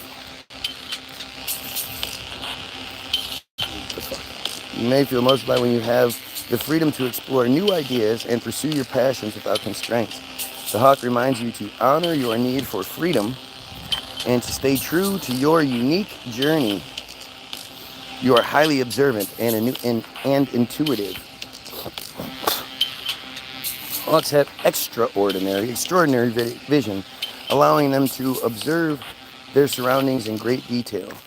If a hawk is your spirit animal, you probably possess a heightened sense of observation and intuition. You may find that you pick up on subtle cues that others overlook, giving you an edge in understanding people and situations. The hawk spirit animal encourages you to trust your intuition and rely on your inner wisdom when making decisions. Boy, like I say, it's all stuff that anybody would gravitate to, right? Everybody's gonna read that and go, yeah, that's fucking me. That's definitely me. But when you apply it to the situation I'm in, it's really weird. It's fucking really weird how accurate it is. By the way, if you're watching, like, share, and sub. 3 viewers and 16 likes, you know, my keen observational skills tell me that that's bullshit. Please, keen observation, show me somebody else that has a similar path to my unique journey. Show me somebody else that has this same, interference. You embrace change and transformation. Hawks often symbolize change and transformation as they frequently adapt their strategies to thrive in various environments. If a hawk is your spirit animal, you may be someone who welcomes change and sees it as an opportunity for growth. You understand that transformation is a natural part of life, and you're able to navigate transitions with grace and confidence. The hawk encourages you to embrace change as a chance to evolve and reach new heights in your life. What the fuck just happened here? What the fuck just happened?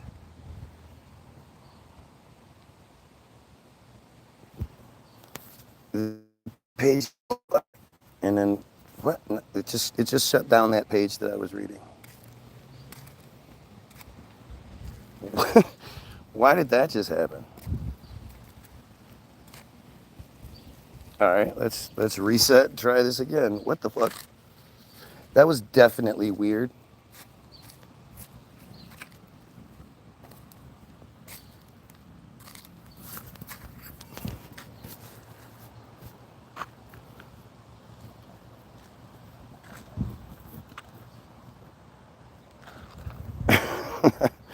That's fucking crazy.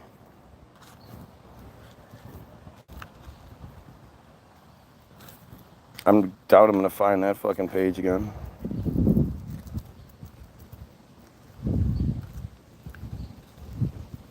When it crosses your path, alright.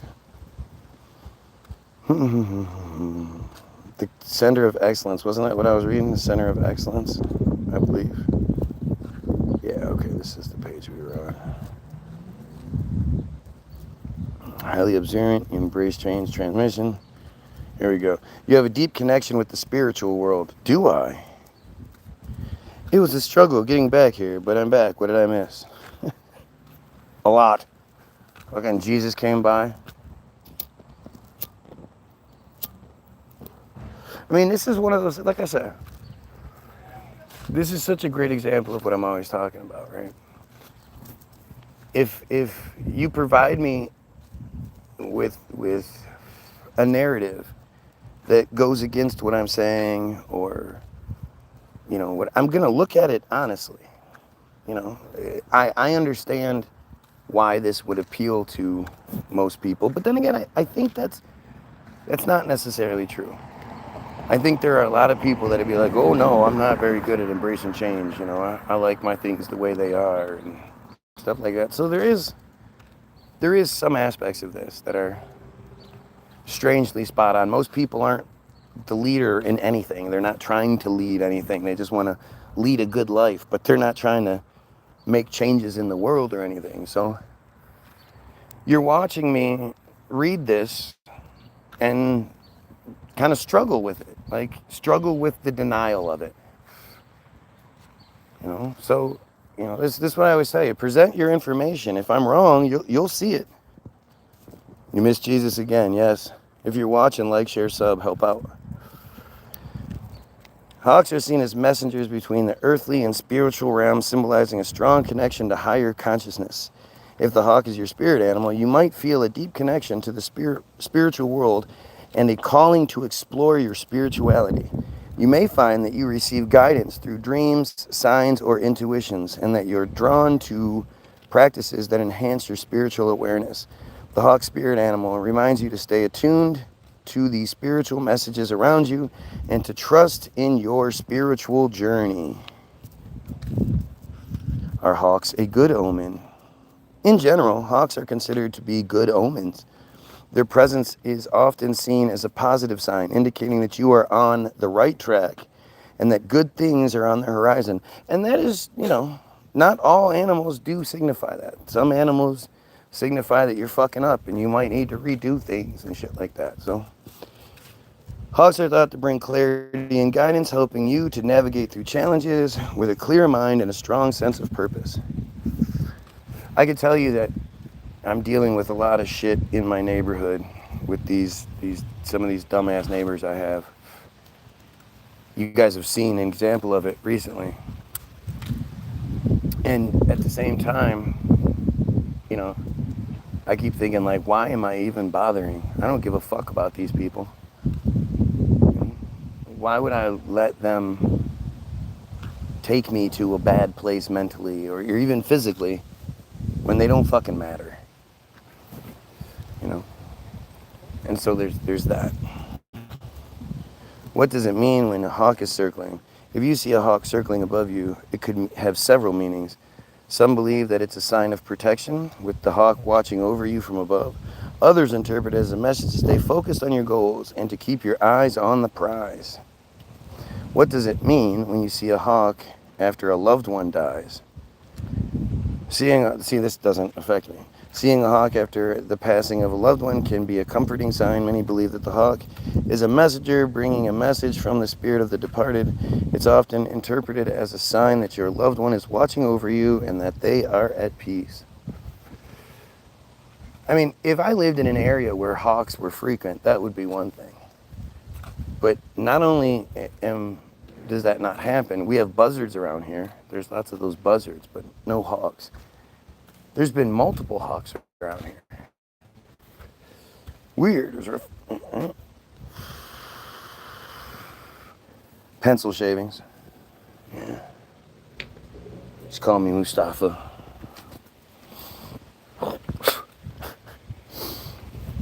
Why are hawks hanging around my house? If you notice hawks frequently around your home, it could be a sign that your space is protected by spiritual forces. Hawks are territorial birds. Which is weird. Why would there be three?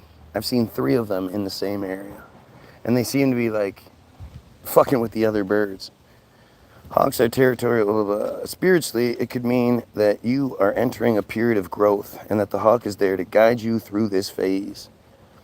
What does it mean when a hawk flies over you spiritually? When a hawk flies over you, it often is seen as a sign that you are being watched over and protected by spiritual forces. It might also render a reminder to look at the bigger picture and to rise above the challenges you are facing. Is seeing a hawk lucky? In many traditions, seeing a hawk is considered a sign of good luck. Ooh, good luck. Hawks are seen as messengers of good fortune and are often associated with success and prosperity.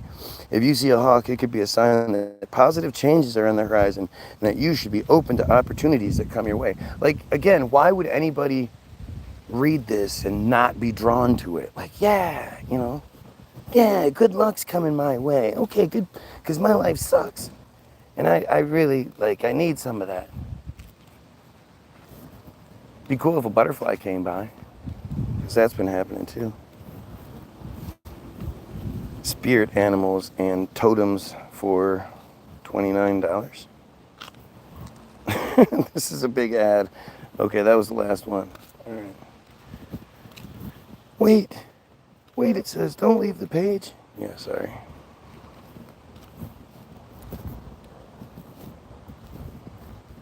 A red-tailed hawk. I did see a red-tailed hawk.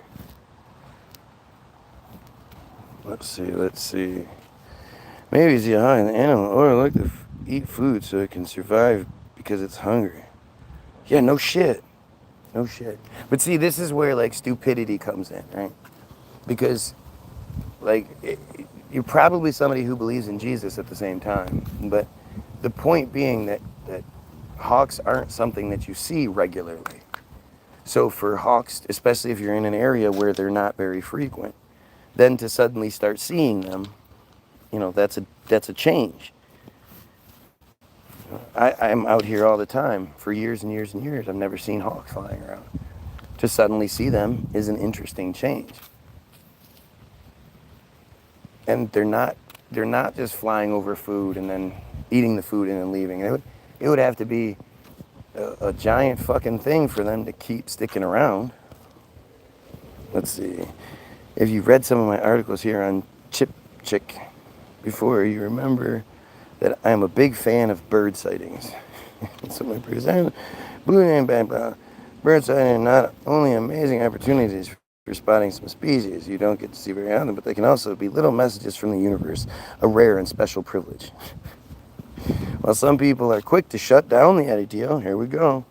Fear not, for this is a space where bird sightings can be considered symbols for certain things. This time around, we're going to take a look at the gorgeous, strong, red-tailed hawk and what it means when you catch a glimpse of one. The red tail, you guys see my red tail? It's only red on the tail too, because the rest of this shit is fucking basically gray now. Well, not even gray, my shit's all white. Isn't that weird? Like when it all goes, I'm gonna be white-haired, not gray. Red-tailed hawks can be found worldwide, but are mostly common throughout the portions of the U.S., Mexico, Canada, and Central America. They're well known for their wingspan, wide-spanned wings, impressive build, strong beaks, raspy calls, and reddish-brown feathers. However, in some cultures, they're not just birds. They're often seen as spiritual animals that connect us to something greater. Now, it's really weird, right? Because, like, this is another one of those things where it's kind of like if things were to pop off, then I would be stuck actually having to deal with what I'm saying along these lines. And by saying that I don't believe in the Native American genocide, I don't believe in African slavery, I don't believe in the world we're told existed prior to, I always have to go to I don't want to go to 1941, 43, because, you know, it seems so much later than, you know, my grandparents were alive and all that shit. So, I tend to think in terms of pre-1920s and shit. But when you look at the architecture that existed in the 30s and into the 40s with the Pentagon is the you know, is like the one thing that really stands out to me and sort of throws a wrench in the works. The Pentagon is probably the most impressive building in the world. It's the second largest building in the world. But it just gets completely overlooked, especially in all the Tartaria circles. And, you know, all those Tartaria pages, you make Tartaria videos, you're going to have a very successful page. You're not going to be live to 5 people and 18 viewers or 18 likes. You're going to be allowed to have big numbers, like my lunch break. You know, Lucius Aurelia. Or Lucian Aurelius. Like, there's a lot of those pages, a lot of Tartaria old world pages, Mind Unveiled. These are great fucking pages, no doubt. But they can't be really telling secrets, can they? I mean, the one of the more fucked up things is for me, and makes it difficult for me to go in any sort of conspiracy direction, is that, you know, I see what the fuck happens to me. And this is something that people like Augo, people like Karen, people like Matt, they end up sort of struggling with this as well, because how can you look at anybody else pushing alternative truth and not ask, like, if they're really telling secrets, if they're really doing, breaking the mold, why don't they get what Guy gets? Isn't it strange?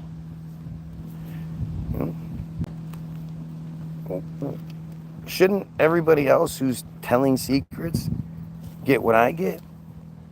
And instead you get guys like Mind Unveiled, like My Lunch Break and shit. These guys, they get paid by YouTube.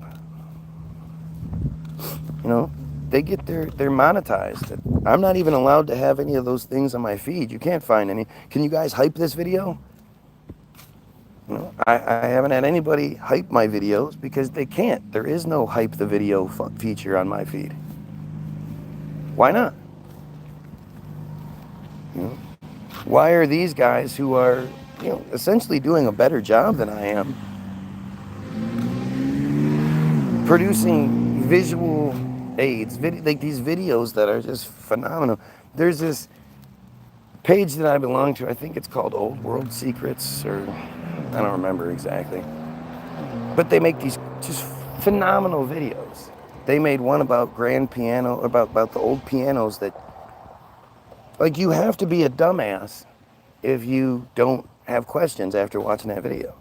If they don't point out, like, because the old school pianos are masterpieces of sound and design. They're basically computers, and they have lots of weight to them and all. And you start asking, like, how did all this get transported? How did it all get set up? How did it stay? How did they get these huge pianos into the place they're in, when the only way you could do that is dismantling it? If you can find it, I don't know if I can find it even. Let's see. Oh, maybe it'll come back. That was stupid. I left that. Some Star Wars Jedi Survivor play.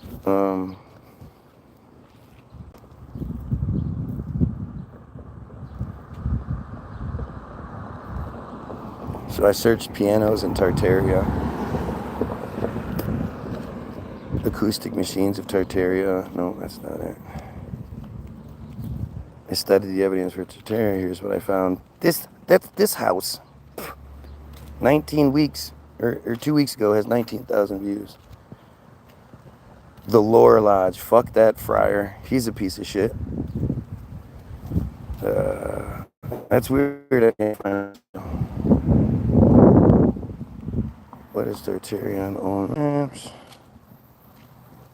Tartaria, the sky before we forgot. I could have sworn I sent it to Mary. Falsifying history by destroying cities.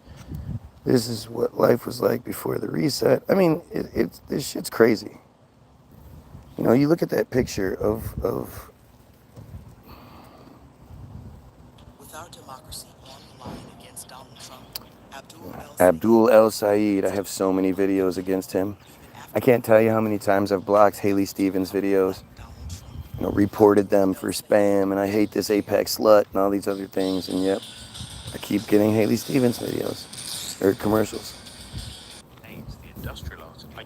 Oh, this is the page. This is the voice.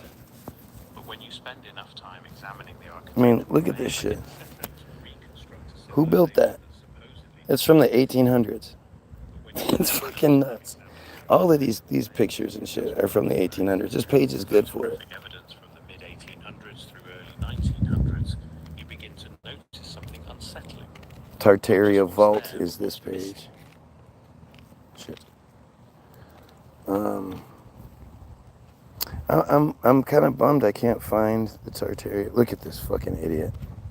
Look at this dumb friar piece of shit. This is the Lore Lodge. This guy is allowed to have all the views and all that, and he's just the Tartaria debunker. The violins, what's it called? What's the one guy's violins called? I don't remember. Where is the Tartarian Empire, the deepest rabbit hole in fake archaeology? Like, just look at all of these different Tartaria videos. You know, it's, and then there's so many AI videos too. That's a great image. Let's see what this one says.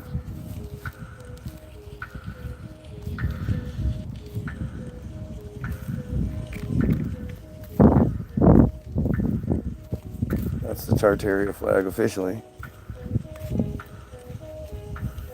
And then this is the Russia flag. Look at what it's stepping on. It's so fucking obvious something else is going on.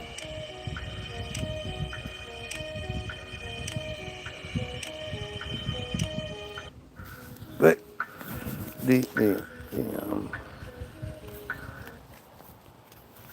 you know, the Tartaria videos, the Tartaria channel,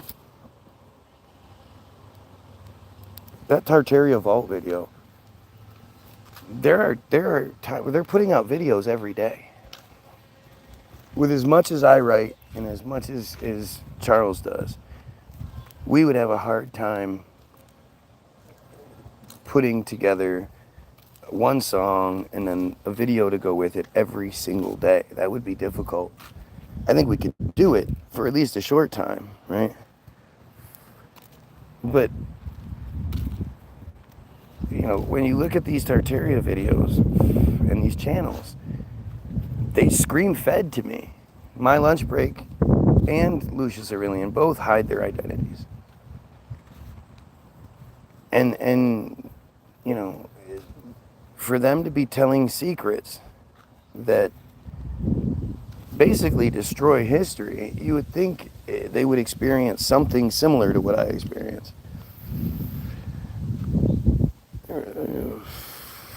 If there were so many bells, where did all the metal go? Yeah, somebody was painting bells into all those old pictures, right? And you can't melt down metal and use it for other shit.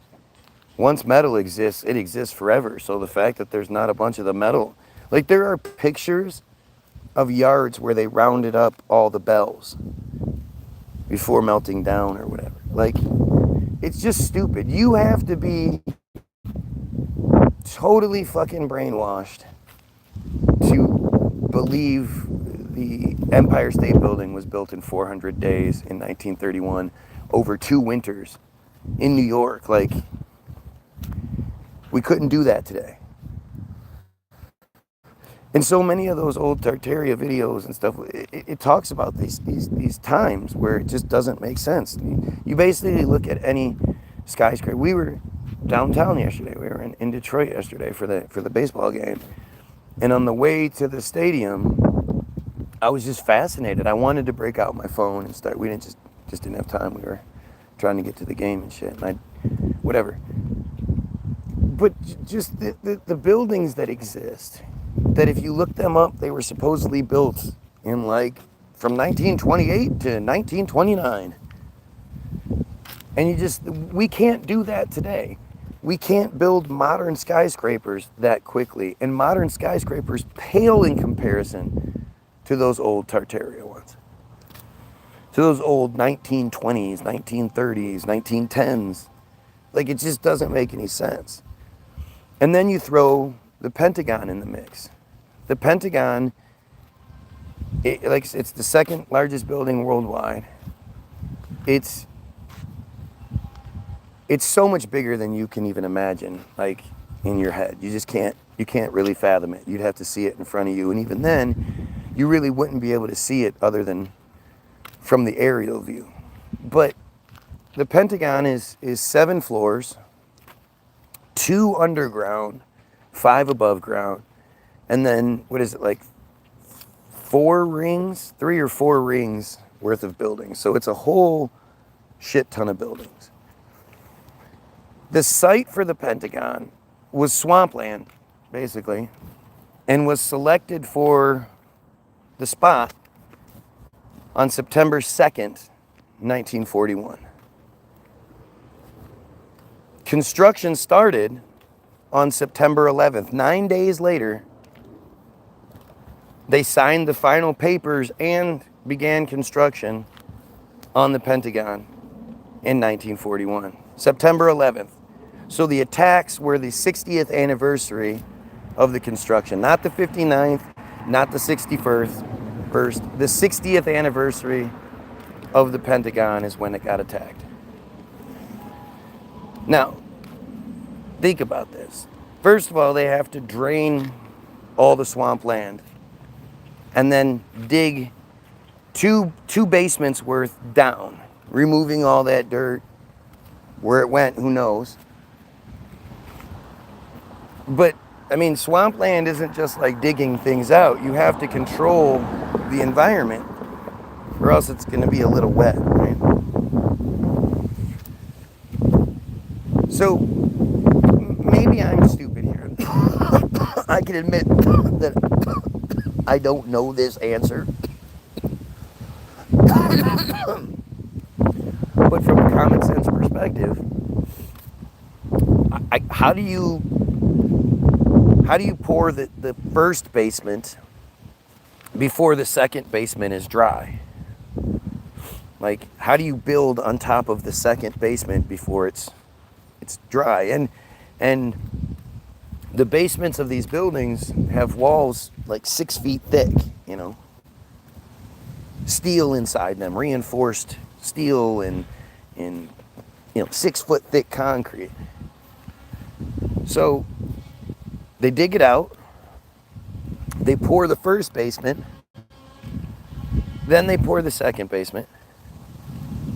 Well, again, I would imagine, because they say they built the Pentagon in sections. Each side of the Pentagon was built to completion, and then the next side was built.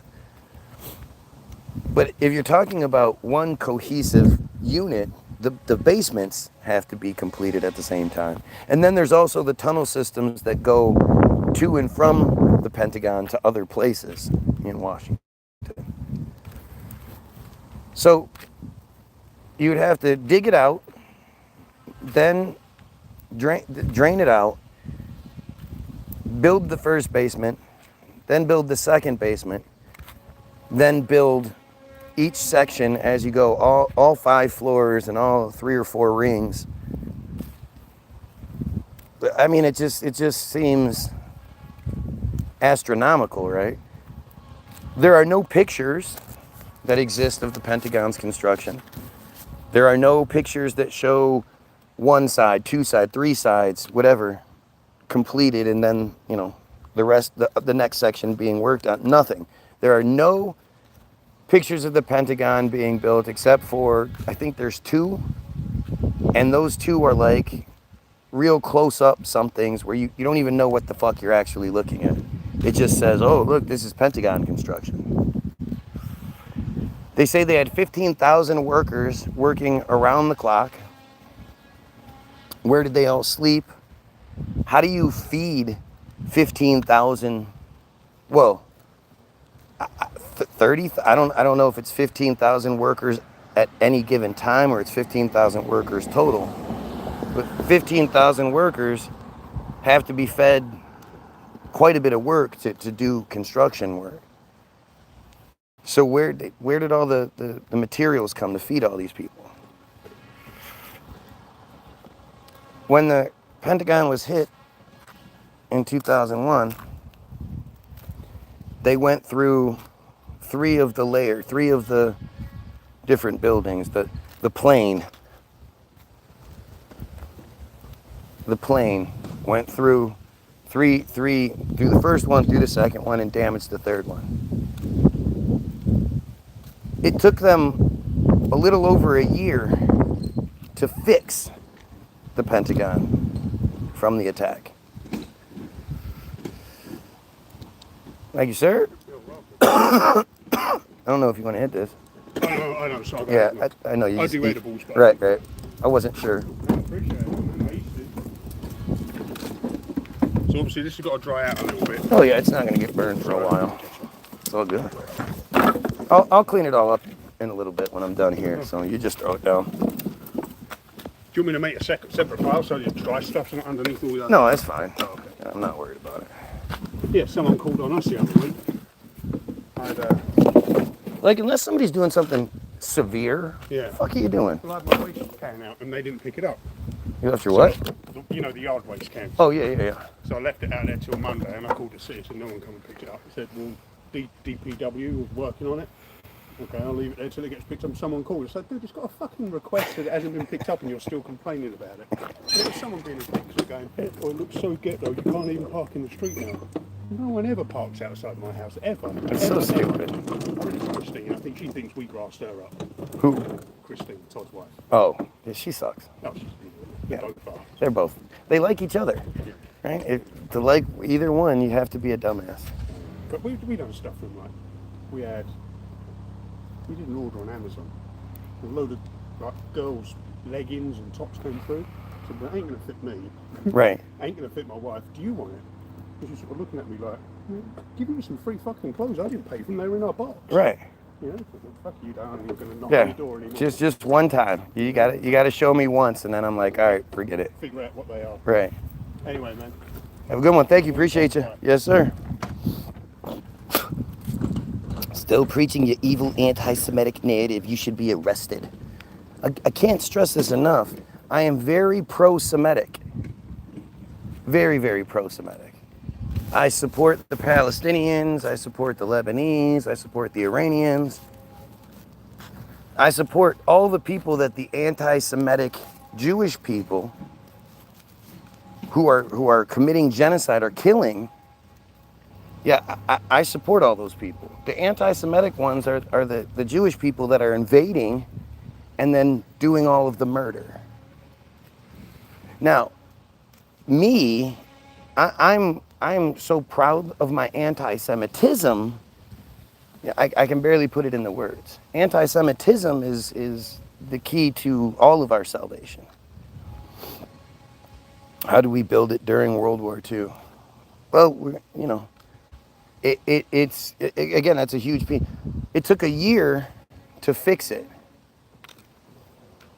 It took them from September 11th, 1941, that's one winter, going into one winter, until January of 1943. Around 15 or 16 months, if you include the planning. All of the planning and design, all of it, all took place within, they were able to build the entire complex in 16 months in 1941 to 43, over 2 winters. And it took a year to fix it, to fix one little section. There is no genocide. Why spread lies? See, that's how you know what pieces of shit you are, right? Because you won't even be proud of what you're doing. You won't even, what would you call it? Everything that's ever done to you, you're quick to call it that. World War II was absolutely not a genocide. It was a completely fake narrative.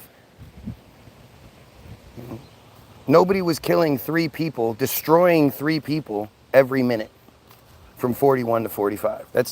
That's just dumb. Right? There is actually no genocide. Why lie? Feed a false narrative. See, this is why the genocide is the distraction, right? Because they can come through and say shit like this. This is how you know, they're just pieces of shit. But that's why the genocide works as a great distraction. And it's a distraction from Mishnah Nadah 5:4, right? Because Mishnah Nadah 5:4, according to Sefaria.org, here's the Hebrew translation, says, a girl who is 3 years and 1 day old, whose father arranged her betrothal, is betrothed through intercourse. As the halalchic status of intercourse with her is that of intercourse in all halalchic senses, meaning ownership takes place. Once she's 3 years and 1 day old, when the 30, 40, 50-year-old man rapes her, she now becomes his wife. She is betrothed him. Not officially, there's no marriage ceremony or anything like that. But, you know, he pays the family that she comes from the full dowry, the 50 shekels or whatever it is, 100 shekels. And nobody else is allowed to partake of her. And then at 12, she gets inspected to see if she has her 2 pubes. And once she has those, and then she has her bat mitzvah, after 6 months, she's considered a full-fledged woman. And, you know, he can start continuously raping. And they can start popping out kids. That's why so many of them have kids at 13, because they were impregnated at 12. And the reason they get inspected is to see if they're ready to start reproducing. And in the case where the childless husband of a girl 3 years and 1 day old dies, now remember, she's 3, 4, 5, 6, 7, 8, 9, 10, 11 years old. She can't have children yet. So when he's 30, 40, 50 and he dies, well, you know, of course she's childless. If his brother, the Yavam, engages in intercourse with her, he acquires her as his wife. And if she is married, any man other than her husband is liable for engaging in intercourse with her due to violation of the prohibition against intercourse with a married woman. It says nothing about stay away from children. It's saying she's already somebody else's property. You can't put your micro penis in her. Somebody else is putting the micro penis in her. If the girl is less than that age, younger than 3 years and 1 day, the status of the intercourse with her is not that of intercourse in all halachic senses. No ownership takes place. Rather, it is like placing a finger into the eye. Just as in that case, the eye constricts, shed tears, and then returns to its original state, so too in a girl younger than 3 years and 1 day old, the hymen returns to its original state. Why I would ever have to explain why this is bad or wrong or needs to be eradicated is just beyond me. I don't know if you heard, the hawk started yelling when I started reading it. You are a propagandist and a white supremacist, anti-Semitic dirtbag. So, again, it goes to show you that these are all the same group. It's all the same act.il bullshit. Because, you know, they're the only ones I've ever heard say supremacist. And you can't think that multiple of them just happen to spell it wrong. Supremacist. You're a supremacist. The fuck? Like, this is just how inbred stupid they are. But it's these little clues. Like, obviously they're not going to come in here and be like, you know, this guy's right. He's, you know, blah, blah, blah. Unless they're doing the, oh yeah, this guy's right thing. But that's in an effort to try to make me look less right. It's not them acknowledging it. But the you know, like this is the thing that's not deniable for them, right? Good morning.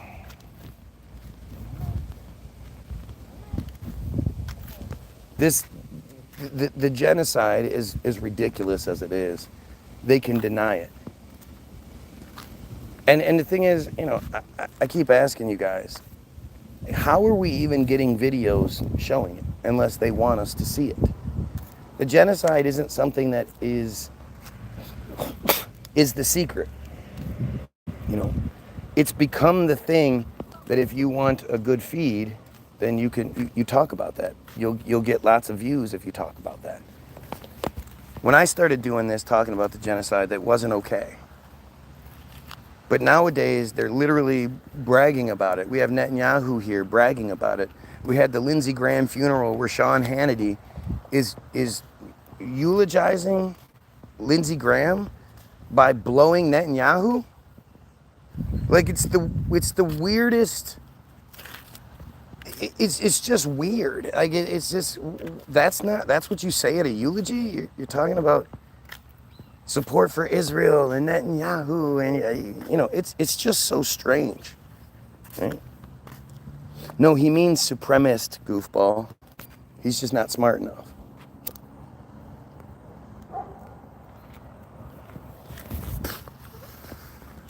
You know, they show this stuff to us. They hire their actors like Hannity to do the readings. They have it all set up. Like, everybody and their mom should be questioning the Lindsey Graham narrative. That shit is as fucked up as it gets. They talk themselves into a lie. When they say that Lindsey Graham was in Turkey on his birthday, July 9th, died in his home at like 9 p.m. on July 11th, and met with Zelensky and toured a factory where you see them holding the weapon, looks like a dick. Like, how did that happen? How could he have been in them Ukraine and then at his house on the same day? Ukraine is a 14 to 18 hour flight with a layover.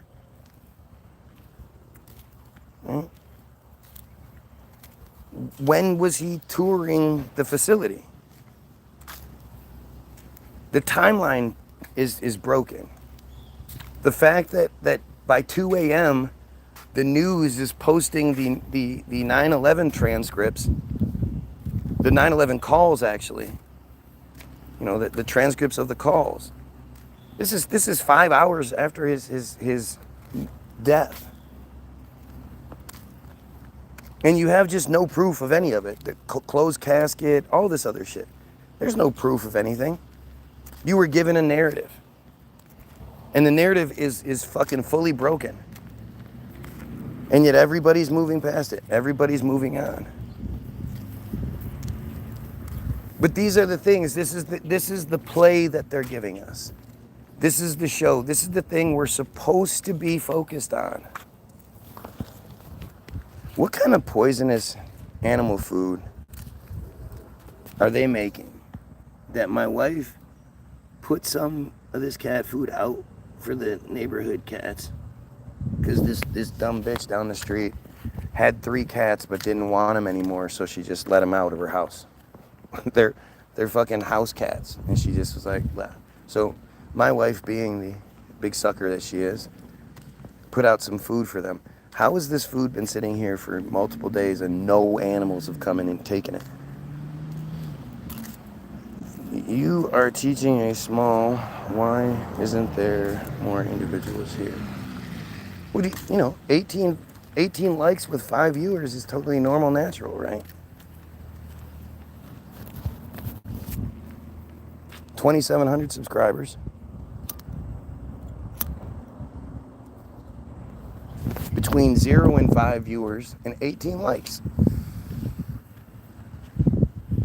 And multiple friars are here, which, like I say, they make up 0.183% of the world's population. So organically, if they were here organically, if they weren't being sent here through Act.il, Rise App, Team Jorge kind of shit, if they were just naturally here, for every one of them, there would have to be 550 or so normal people viewing my feed to match the societal, percentages. For there to be multiple of them here would mean I would have to have thousands of views. Right? The algorithms should be pointed towards you. You would think 5 viewers, 18 likes. As much as I've seen it, it's still weird to me. How does that happen?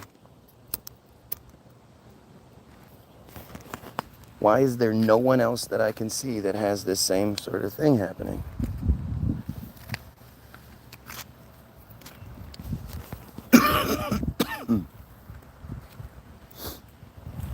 But yes, the genocide is the distraction. It allows them to say, oh, there's no genocide happening and stupid shit. And really, it's probably something that affects you, you just don't realize. You know, when you're seeing video of somebody focused on a building and then suddenly a munition hits it, you have to ask yourself, how did somebody know to film that building before the munition hit it?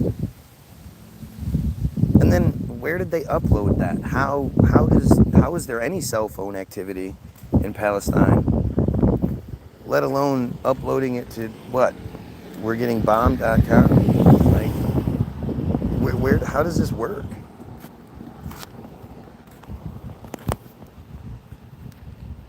You know, anti-Semitism is going to soon be illegal. That's what you do when you're cowards. And, you know, you don't, like me, I encourage you guys, please pick me apart. Find what I'm saying that's wrong and tell me what I'm wrong about. I'd love to hear what I'm wrong about. When you know you are inherently wrong, then you stop the people from talking about it. And really, everything is anti-Semitism. If it isn't policy or predisposition favorable to them, then it's anti-Semitism. So you saying things they don't like is anti-Semitism. You've been tricked into thinking you're supposed to go, no, it's not. I'm not like that. No. Because you think anti-Semitism is akin to racism. It's not. Anti-Semitism is again, Semitism is policy or predisposition favorable to Jews. That's what the definition is, Merriam-Webster definition. So if you say things they don't like, if you do things they don't like, well, that's not favorable to them, is it? So it's anti-Semitism. You should embrace that term. Say, fuck yeah, I'm opposed to anyone having policy and predisposition favorable to them. Policy is the rules and regulations we're all forced to live by. Predisposition is even crazier, because predisposition is if your mom's family all has cancer. They all die of cancer or whatever. Even if you live a good life where you're, smoke-free, drink-free, drug-free, you still have a higher chance of getting cancer than anybody else does because of your predisposition to it. It's genetic programming, essentially. You said wrong about everything. So, Mishnah Nadav 5:4, I'm wrong about that? Is that what I'm wrong about? Are you getting blasphemous on us and denying? Like, it's so interesting how you're all embarrassed to actually be who you are. Right? You don't come in here and say, fuck yeah, we practice Mishnah Nadav 5:4, so what? Yeah, we practice metzitzia, so what? They do that one a little bit. It's tradition. But they're all so embarrassed by their things. They're not so embarrassed that they stop it or they eradicate it. They know that they'll never survive the conversation. Okay? They know there's no way they're actually going to justify the 3 years and 1 day thing. So they essentially get blasphemous and try to, oh, he's wrong, he's making up these things. No, I just read you word for word what the Talmud says.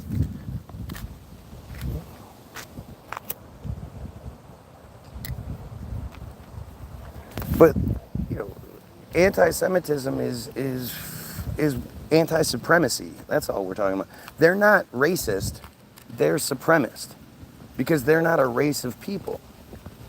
You can't convert to a race.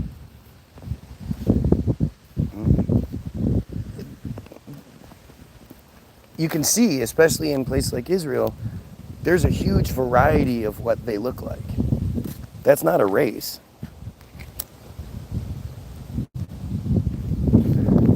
But again, they're such cowards that they want us to stop talking about it. Because they know there's no viable or reasonable or intelligent, they don't have that side of things. There's nothing they can actually say that will come out reasonable and make everybody into the willing 2,800 slaves they all think we should be. Their story says that upon the emergence of the Messiah, because it's not the return, it's the emergence. The first Jesus wasn't a real good Jesus. He's boiling in semen and in excrement down in hell. But they believe that upon the arrival of the Messiah, that each one of them will get 2,800 slaves, Gentile slaves. And this works on all the levels where they hide the really bad thing behind, or they hide the worst thing behind the really bad thing. So the worst thing, the really bad thing is the idea that we are all slaves, right? But we all know that's ridiculous. You've seen Shmuley. You know there's no fucking way Shmuley would ever be able to control 2,800 me. We just beat him down and take his shit. Ben Shapiro, same thing. The presentation of the narrative is so ridiculous that you discount it. You go, that's bullshit. But the worst thing, the thing that we're being distracted from by being presented the narrative as we're being presented, is that they don't believe that we'll all be chattel slaves, we'll all be, bondage style slaves. What they believe is that we will realize their spiritual superiority to us and be willing slaves. And that's way worse than any sort of bondage. That we would just give up all of our sense of self and all that and be like, no, you're superior, you inferior little troll weasels. But this is what they do. This is how they operate. They realize they can't distract us. Well, they can, but it just doesn't work as well with good shit. If we're focused on something really negative and some good shit happens, we go, yeah, that's obviously to distract us. But if we're focused on something bad and then something really bad happens, we go, oh, look, here's another really bad thing. And we lose focus on the worst thing. They do the same thing when it comes to metzitzia, right? They'll say things like, metzitzia is done thousands of times per year, and only 11 babies have ever come down with herpes, and only like 3 or 4 have died. So, the argument that it's a way to transmit diseases isn't a good one. And you're stuck in this position where you're like, oh, okay, like, wait, what? And before you come up with the rest of the real argument, the situation's passed. But the argument is that the herpes is a bad thing, but that's secondary. The issue is that they have parties where adult men are hired to come put their mouths on a baby's genitals after cutting them. Right? You were just kicked off. No shit.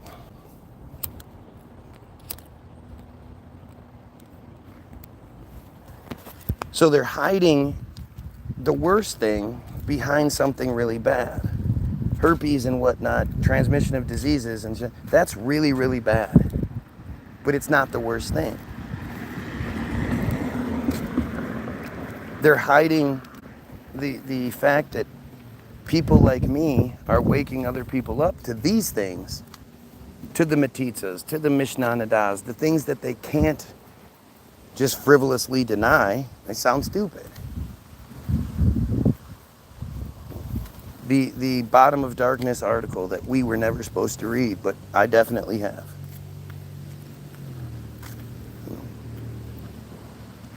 They hide the worst things. Naomi Elkins, another prime example of them hiding the worst thing behind something really, really bad. They present you with a story that a mother stabs one and drowns both of her kids, but stabs one of them too, which doesn't make any sense. She stabs her 18-month-old in the chest and in the neck and then drowns it. And the 3-year-old saw that happening, tried to run and hide. Mom went and grabbed her up, held her in the bathtub, sat on her while she was in the bathtub, and it filled up and drowned the kid. Like, who's given that story and then goes, well, fuck, let me ask more questions. You're given that story and you go, well, shit. There's not, like, that's the kind of conspiracy stuff that they normally hide from us. So the fact that they're telling us about it means there's no more to it. They're telling us the narrative. They're hiding the bad thing, the worst thing, behind the really bad thing. But the reality is, she didn't do any of it. That's why she's never went to jail. You know, she was supposedly sentenced to 75 years per child in a mental institution. However, if she was ever deemed no longer a danger to herself or society, she was to be released.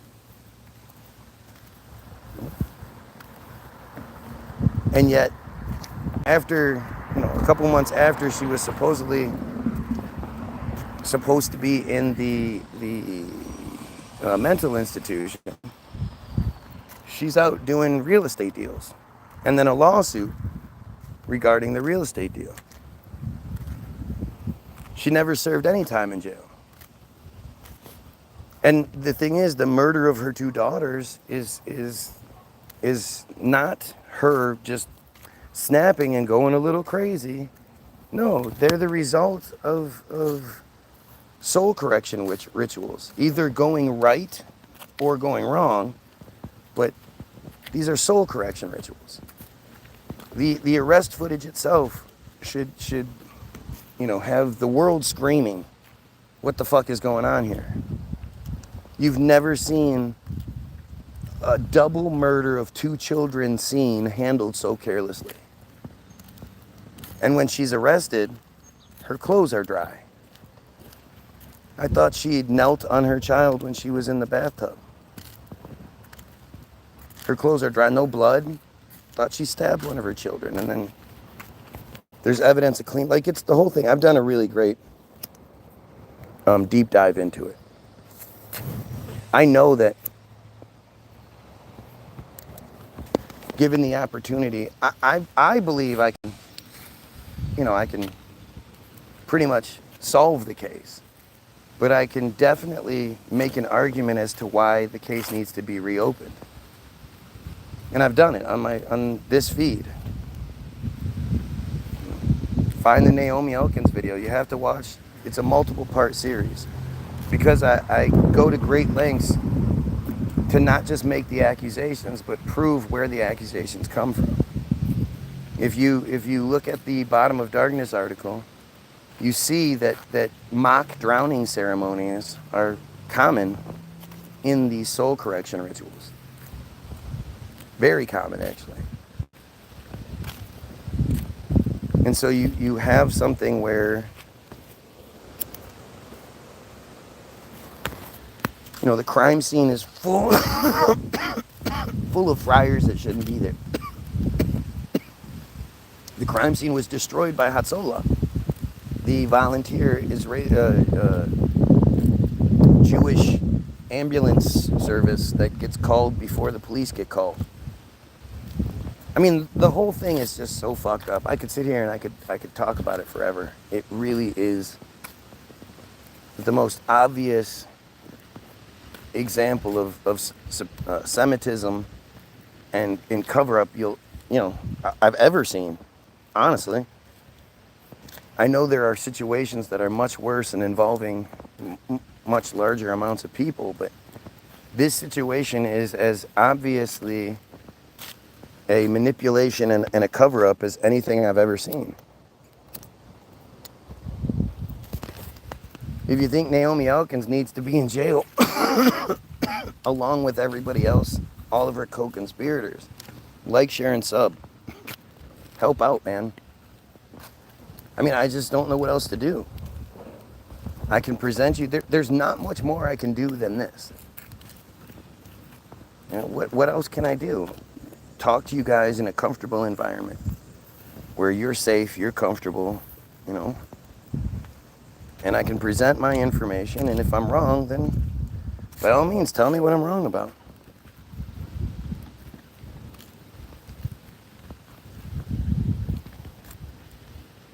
I'm smarter than all of you. It's just what it is. I know it might sound cheesy, but in 4th grade, my 4th grade year was the first year that they did the assessment tests. Right? They're now common practice in 4th grade, and then like in, I don't know, 7th grade or some shit. I don't remember when the second ones are, but the 4th grade ones are the most significant because this is before you've been ruined by school and you're still a kid. You're just sort of natural. By the time the secondary tests come around, you're in middle school or high school, you hate school. It's all stupid. You don't care anymore. The 4th grade test you on just sort of basic, your basic understanding and your ability to problem solve and all that shit. So like I say, my year was the first one. First year it was done. And of course the MEP test, they're called MEP tests here in the Michigan Assessment something program. I don't remember what they're called.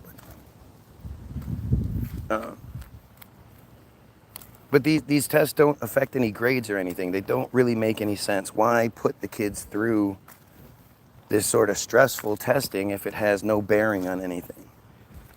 And it's obvious that it's a way for them to see who to start watching at an early age. You know, what else is there? Why else are they trying to see who the smartest of us are?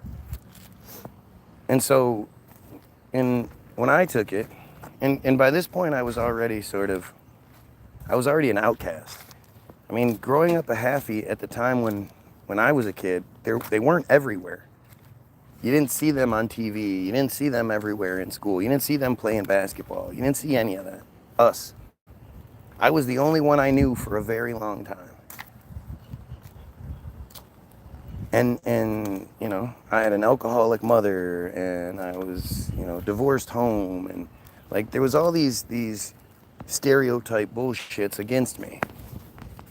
So I was already, you know, sort of on the outs with school. I was already like, I don't like this very much, but it hadn't gotten bad yet. And so we did the test, and I was one of 3 people in Michigan to get 100% on math and reading. And then there were 3 people total. Only one person got 100% on all 3. Me and another kid got math and reading, and then 97% in science. So we missed 1 or 2 questions in science. But, you know, got a letter from the governor and all that kind of shit. Except mine, because I didn't fit the stereotype, I didn't fit the mold, my school was convinced I cheated. They were trying to figure out a way that I cheated. And whereas other kids, the other 2 kids, got recognition came to them, mine didn't. I didn't get anything like that. You know, I wasn't supposed to do that. Now, consider Operation Paperclip. I'm sure that my family is already, you know, there was already tails on us to begin with. They were connecting those dots. But those tests, there's no studying for. It's not. Again, 4th grade isn't. It's different. 4th grade is more of a cognitive test than a test of regurgitation, like the later tests are. So when it came down to just understanding, reading the questions, applying the basic knowledge that you need, you know, I did something that, if you even look it up, if you look up what's the percentages of people that get 100% on the MEP test, it tells you it's a negligible percentage. It's not. There's not a percentage to say it's so low, it's so rare that it's less than 1%.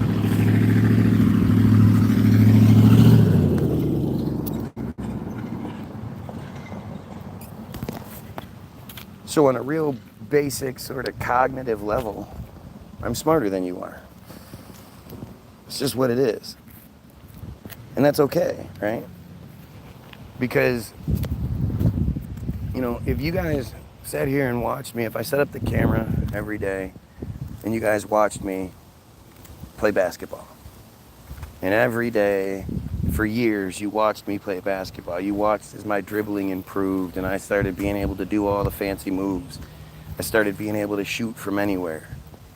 I could dunk. I could do all these things. And then I said to you, okay, I'm great at this. I'm the best at this. Anybody want to come try me? You're more than welcome to, but I'm better than you are. Well, first of all, what are the likelihoods that any of you are doing the same thing, especially if you're watching me? If you watch me do it for 2 hours, 3 hours a day, then you're not doing it yourself. But for me to say I'm good, I'm great at this, that's confidence based in work, based in effort. For you to say, oh no, I could beat you. I played basketball back in high school or whatever, whatever your thing is. For you to think you could get off the couch and give me a game, that's just arrogant and stupid. And that's what this is. If I were to say to you in that situation, I'm better at basketball than you, if you took offense to that, you'd be a dumbass. Right? You wouldn't mind that. Most people wouldn't take offense. You're not going to care if I say I'm better at basketball. But if I say I'm smarter than you, oh boy, do you get mad about that. Because I guess you think you're smarter than everyone? I mean, isn't it comfortable and likely that there are people smarter than you out there? Getting upset over somebody saying they're smarter than or believing they are smarter than you, that shouldn't upset you. If anything, that should inspire you. Why don't you prove that person wrong? And I say it all the time, I'm talking about especially in this specific realm. If you want to talk about the mating habits of fucking owls, well, I don't know shit about that. If you want to talk about, you want to start crunching, geometry and calculus figures, well, you got me. I'll kick your ass in basic math. I'm pretty good up until algebra. But definitely not the mathematician. You want to talk about mortgages and shit? You want to talk about mortgages, talk to my wife. She's amazing. Me, I'm a dumbass. I don't know shit about that. But when it comes to this, I'm going to kick your ass. Every single one of you. And you see it day after day after day. It's not like I don't have a proven track record. First of all, again, the idea that any Jewish people would be here organically is so far-fetched and ludicrous. If you're not seeing just that in itself, you're not paying attention. The percentage, again, you just have to, it's sort of simple stuff. It's like simple smart guy stuff, but simple stuff.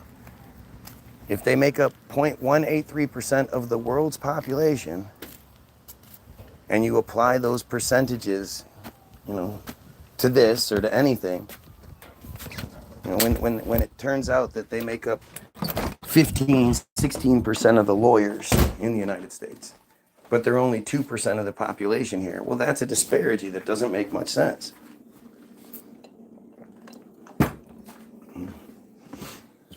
85% of Congress, being controlled by Congress, that you're being controlled by AIPAC. That doesn't make any sense, percentage-wise. What that makes a sense is a conspiracy.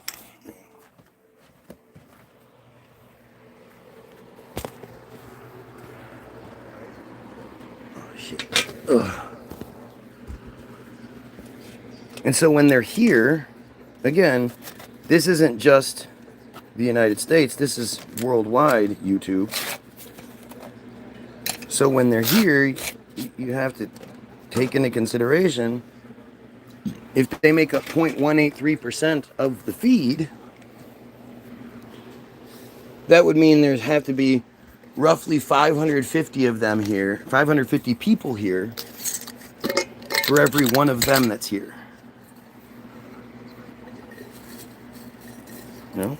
It's nerdy shit, but it makes sense when you just think about it.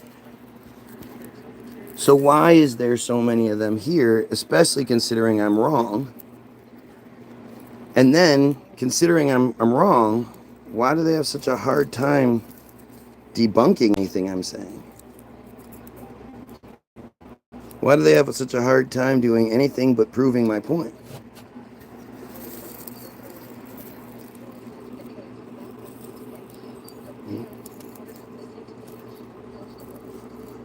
These are all those things that, shit, if I'm wrong about it, man, let me know. Let's do that. Guy's wrong, guy's stupid. Show me how. Hi, little guy.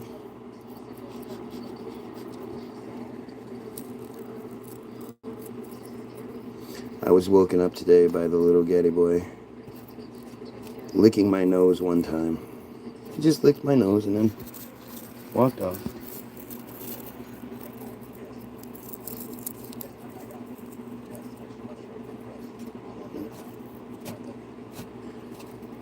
So, again, I don't know if I'm supposed to be here and be like, no, you guys are way smarter than me. Why would I ever say that shit? Shouldn't you believe you're smarter than me? How does me believing I'm smarter than you, how does that upset you? Hmm? If I'm wrong, you shouldn't care. Everybody should think they're better than. You should think you're great at something. Hmm? You shouldn't be intimidated by or bothered by somebody else believing in themselves.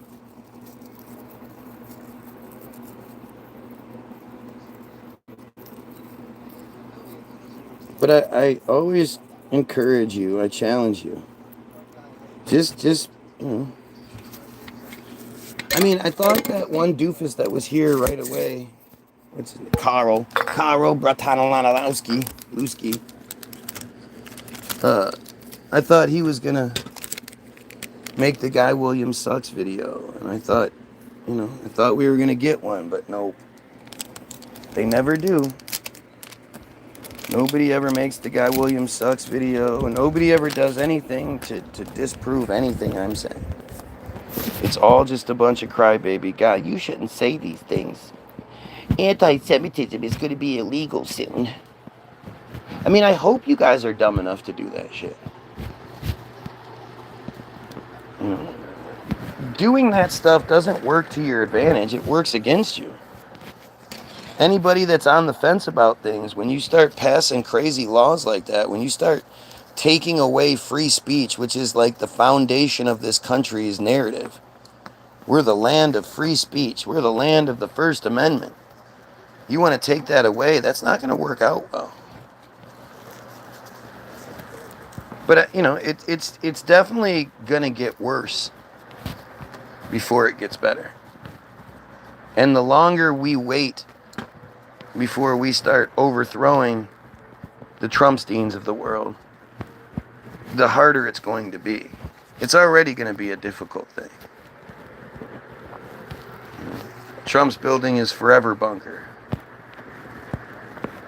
You think they're going to get him out of there? Like, it's just crazy. But I don't know.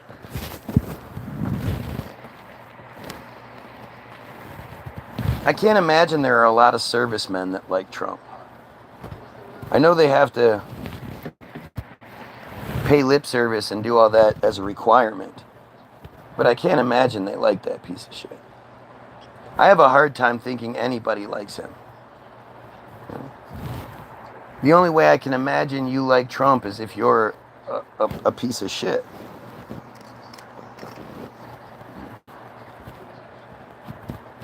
Only pedophiles support a pedophile. And that piece of shit is clearly a pedophile.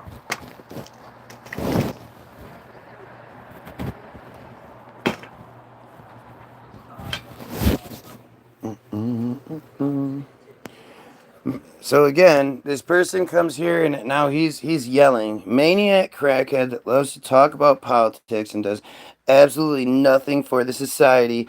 Bah ha ha, I love Trump, let's go King Trump. See, again, like, he's acknowledging that he's a pedophile. Right? Like, it's just what they do. They're proud to be the pedophiles. They know they have to speak out and But it's not like you can point to anything good Trump's done. Unless, of course, you're Fryer.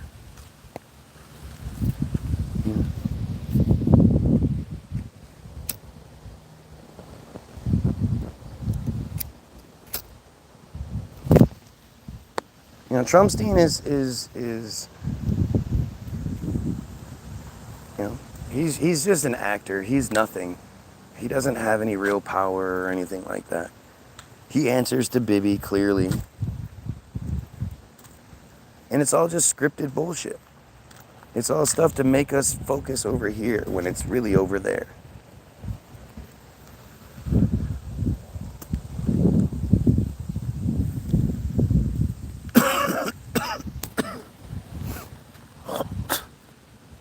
You know, the E. Jean Carroll thing. Trump is a convicted fucking rapist.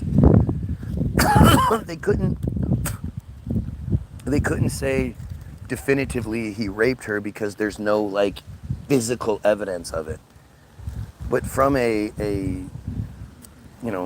legal perspective, you know, that he raped her. And then the subsequent, you know, attempt to try to appeal everything, it got denied because he raped her.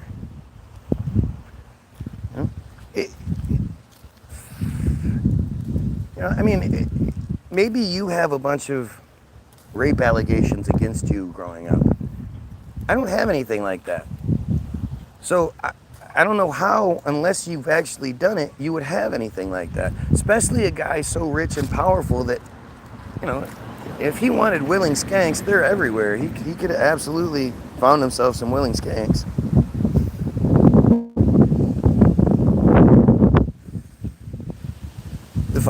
The Katie Johnson story, if you're not shocked and fucking appalled by the Katie Johnson story, like, I just don't even, you know, you're a piece of shit.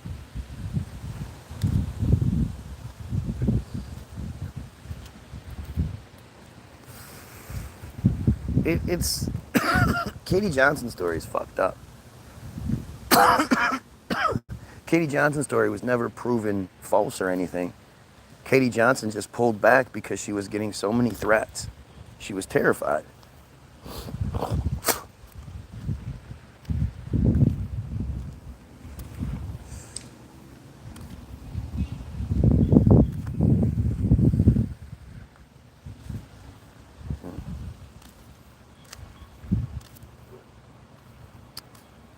How many of you know that, what day was it? It was like March 2nd of 2020, that Trump was scheduled to have a complete examination by the people that do that shit for criminal purposes relating to the Katie Johnson story.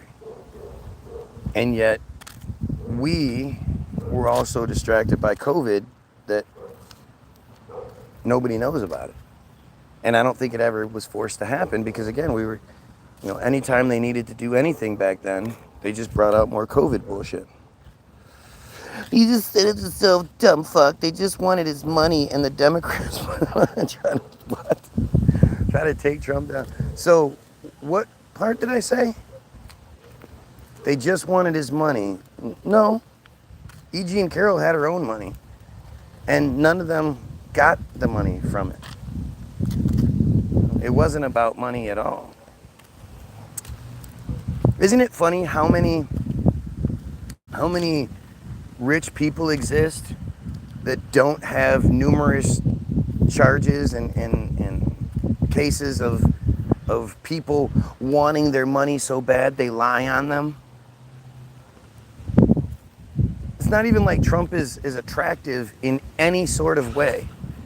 So to even pretend to be interested and then try to, you know, do that to get money, like, it just doesn't make any sense. They would have to sleep with that piece of shit and then fake it. But if that was something that was commonplace, there would be a lot more rich people, a lot more rich guys with those accusations.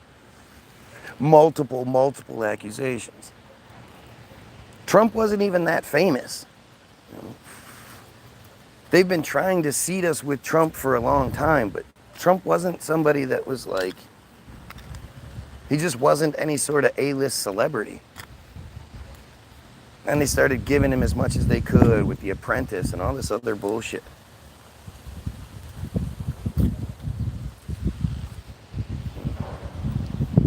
But what I said was, if it was all about just banging chicks, you know, Trump had enough willing chicks out there with all of his money and power that he would have never needed to go after younger girls or people that didn't want to.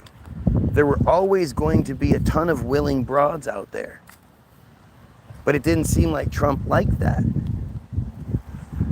You know, rich, powerful guys, they don't have to try to get laid. There are fucking tens just waiting for them at any point. And tens that won't do anything stupid. Won't, you know, aren't young, but won't turn against them or anything. Those women are everywhere. If it was just about banging hot chicks, then there would be no issue.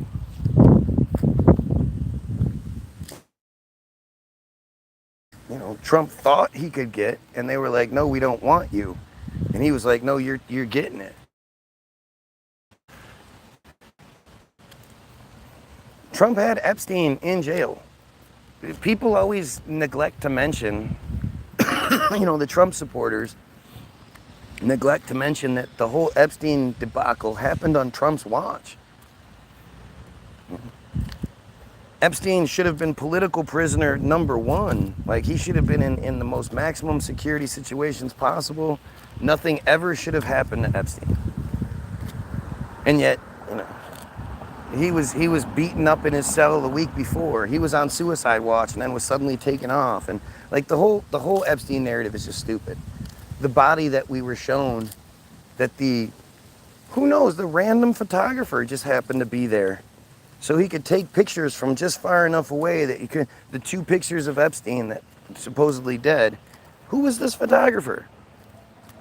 There's a guy called Scooper of Coop. I believe he's an Esther project, or he's just a dumbass who says what they want. But he did a great video on this. He's actually made some really, really fantastic videos about multiple things: Oklahoma City, Epstein, Las Vegas. But there was a guy who actually figured out who took that picture, who's credited with that picture. And when, you know, calling and saying, hey, you know, we just want to give you an award or something like that for having this prize winning picture, we'd like to talk to you about it. The guy that took it was like, don't call me anymore, blah, blah, blah. It got real fucking weird and shut down the conversation. If you're a reporter and you happen to take a picture of one of the most significant stories of literally all time at this point, you suddenly don't want credit for it? Isn't that what photographers are all about?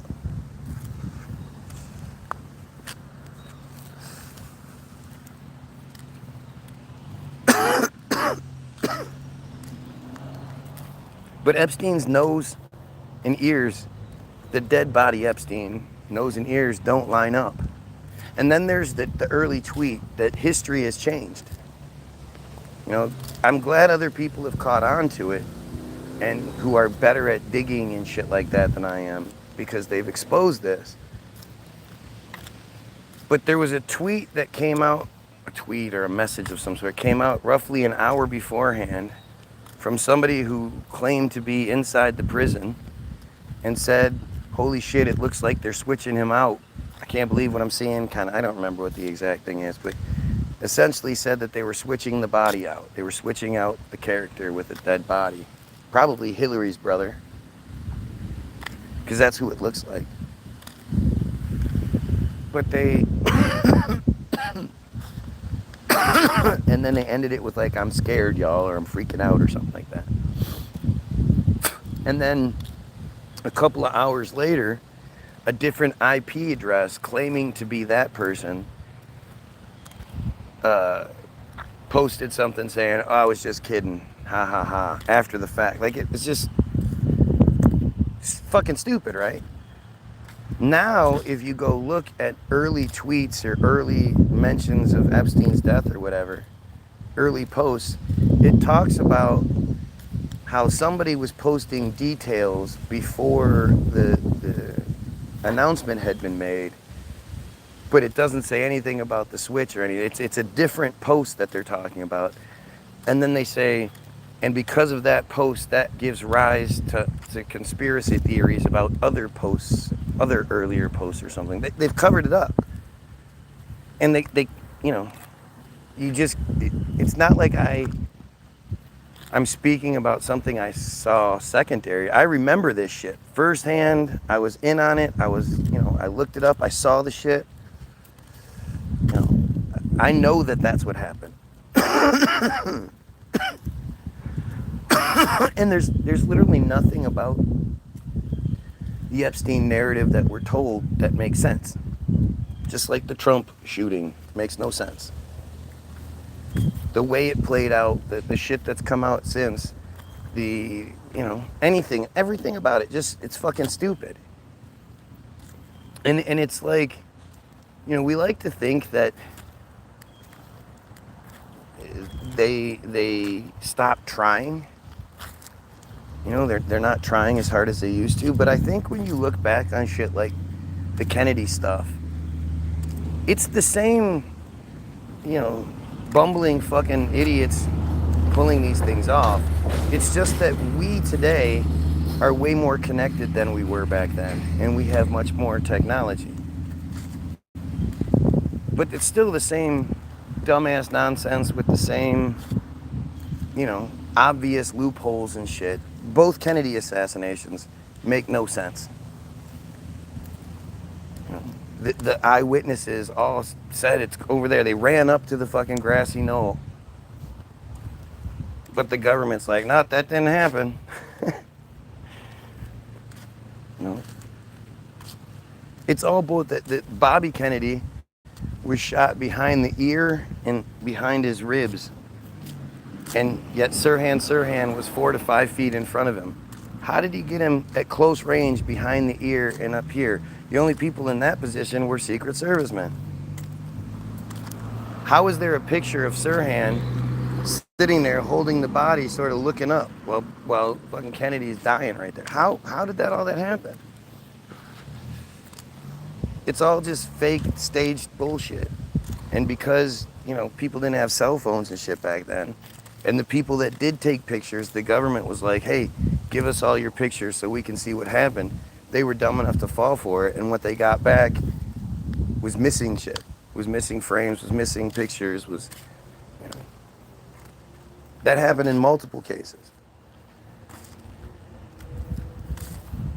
So I don't think they've gotten worse or they're trying any less hard, any less. It's just we are getting so much better. We are seeing things. We aren't accepting narratives that we would have accepted 50 years ago when they would say, oh, people are sick, come get inoculated.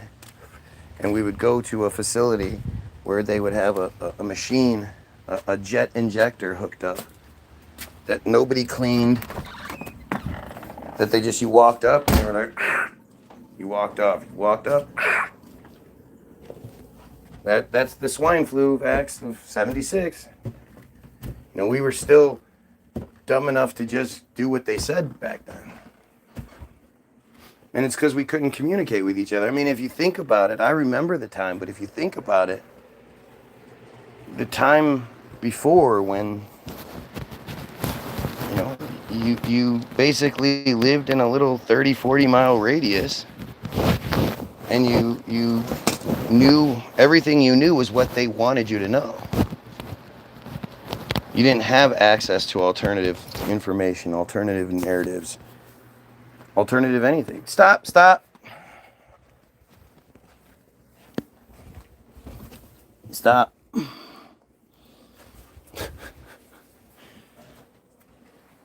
Can't have mom's bra.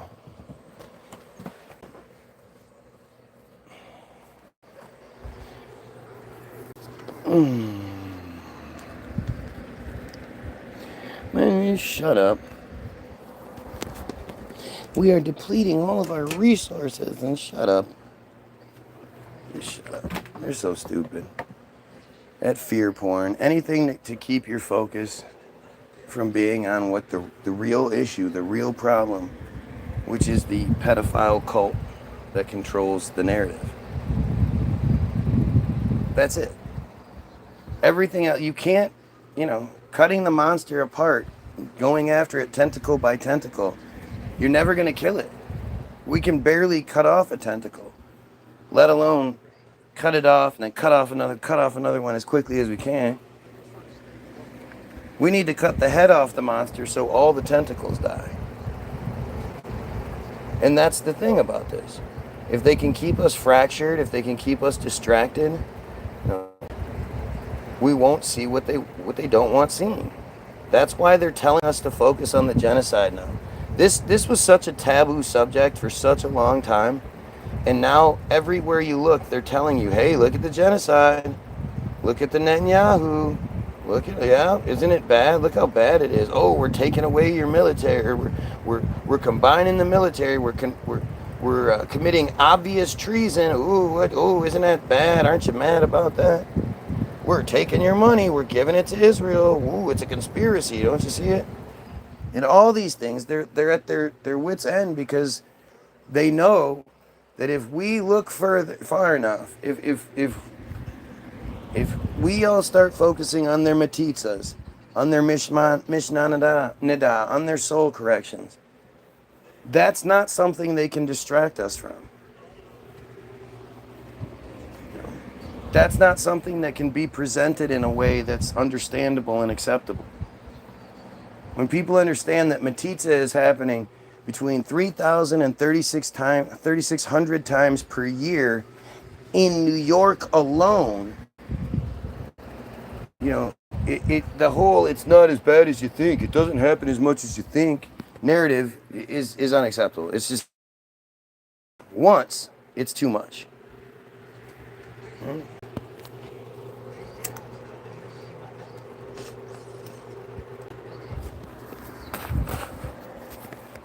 But this is what we're being distracted from. They'll sacrifice. It's like the Hannibal directive of conspiracy theories. Right?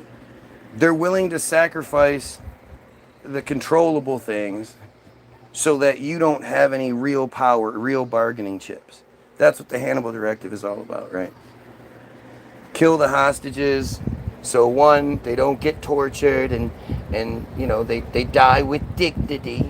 But two, they can't be used as bargaining chips with Israel. They don't want the other team to have a leg up because they know that the people will be like, well, why aren't you giving in and getting our hostages back? Even though, that's bullshit too. Like the October 7th bullshit. No Israelis were killed or taken hostage. It's all fake. They literally for 2 years pretended like, well, the reason we're committing this genocide is because of the hostages. Now, not even the fucking trolls come in and say that shit. Oh, it was all because of the hostages. They want us to forget about the whole hostages narrative because it was falling apart. That's why they had to stop it. There was too many holes in the story appearing. Why do the hostages keep kissing their captors? Why do they never look like they're sick or emaciated? Why are they even tanned? What's going on here? Too many of us were pointing it out and they couldn't have that. So they just ended it.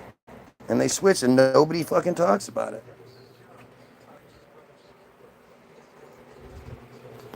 But it's all too obvious. And when it's this obvious, we don't really have the excuse for not at the very least saying something. Which again brings me back to the whole hawk bullshit. Terrifies me to think this shit actually works. My platform explodes. I'm allowed to, I get the ability to say things, and then I have to be held accountable for the things that I say. I have to deal with the stupidity I deal with, but on a worldwide level. That's going to be difficult. But I also believe that having someone like me say it, there's going to be a lot of people that are like thankful. You know, finally somebody says it. You know, I think there'll be a lot more support than they realize. Anyway, you guys have yourselves a great fucking day. Go get your free downloads. www.bilderberg.group.com. It's free to download. When you click download, it'll ask you how much you want to pay. You click 0 and it's free. It's free. All we ask is that you share it with someone. The next large section of links, the next 20 links or whatever, 10 links, are going to be information that you can arm yourself with, that you know, proves what I'm saying without a shadow of a doubt. And or, you know, if you're against me, then you can see where I get all of my information from. And I encourage you to go debunk it. See what my arguments are, put together a presentation yourself, make a Guy Williams Sucks video, do whatever you need to do, but debunk what I'm saying. Debunk all the links I give you. And we'll see how that works out, right? Then there's the links to the Facebook page. Like, share, and sub the Facebook page. The videos, the music videos are there to share. So you can spread the word. Spread the good word. The Bible. Spread the songs. These are the most beautiful, positive songs you can imagine. Positivity is addressing the problem. It's, you know, oh, those are negative. No, it's positive. All those songs address the problem and then talk about how we're better than. We need to move past it. So go check it all out. Go watch the greatest film ever created, most important film ever created, which is Hollywoodism. It tells you why you, dumb Goyim, think the way you do. Right? Why you believe in George Washington. Because they told you to. Why you believe in God and Jesus and Satan. You know, the whole Satan narrative, like the Satanists and the devil worshippers and all that shit, that's from the 80s on. That shit doesn't exist in previous culture. They created that narrative. And they created that narrative in the 80s because they were getting exposed. People were starting to say, hey, look at all these rituals and whatnot. These look like, you know, friar symbols. And instead they just converted them to Satan. It's all there. It's all in my book. Buy my book. No, we'll get the free download. The songs actually talk about most of it. The third link, that's the third link. The second link is to Mishnah Nadav 5:4, so you can read it for yourself. 3 years and 1 day old, betrothed through intercourse. You know, if the man dies, if the husband of the 3 year and 1 day old girl, or 4, 5, 6, 7, dies and they're childless because, again, she's a little kid, she's not going to have any children yet, then his brother raped her, and now she belongs to his brother. She's a wife of his brother. And the only real issue stems from if one of them is using their micro penis to betroth the girl, nobody else is allowed to. Nobody else is allowed to put their micro penis in. Because they have micro penises.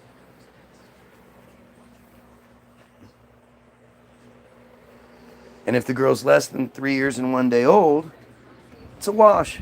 It's no big deal. Don't worry about it. Her hymen grows back. It's no big deal. You don't have anything to feel guilty for. You don't have anything. If he engages in bestiality, the animal is killed. Stoned to death. Not allowed to be sacrificed in the altar because he raped it. And there's no consequences for the guy doing these things. It's all in the book. Read the book. Mishnah Nadav 5:4. The Talmud. It's all there. I provide it for you. I provide you with the link to the Bottom of Darkness, Israel Hayom's Bottom of Darkness, which is the article that tells you that this stuff is happening every day. Every 2 weeks in Israel, after a Torah lesson, soul correction is performed. The adults stand in a big circle naked, reading psalms and singing songs and shit, while the kids stand in a circle and inside naked, smaller circle, and then rape happens. Like, this is happening every 2 weeks, north, south, east, west, Hasidic to secular, all over the place. Lakewood, Curious Joel, Huntington Woods. It's happening everywhere. Fucking, we need to do something about it. This is fucking ridiculous. Call me all the istanisms you want.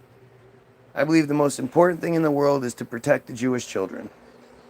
If you have an issue with that, I'd love to hear why. But I think protecting the Jewish children is the responsibility of all of us dumb fucking Goyim. And it's time we unify and do everything we possibly can to protect the Jewish children. Again, if you have an issue with that, please explain it to us. Why do you not agree with me that protecting Jewish children is important? Is the most important? You know, I'd love to hear it. So go check out everything I provide you. Havira Agreement, Auto Emancipation, Team Jorge, Act.il. I provide you with a laundry list of options that I believe anybody, if you look at the links I provide you, and you don't think that why not all children? I do think that all children need to be protected. And the way we do that is by protecting the Jewish children. We can't eradicate the problem. Until we can eradicate the problem, then we have to protect the generation that's going to grow up and be the next generation that doesn't protect the children. The next generation of genocidal freaks.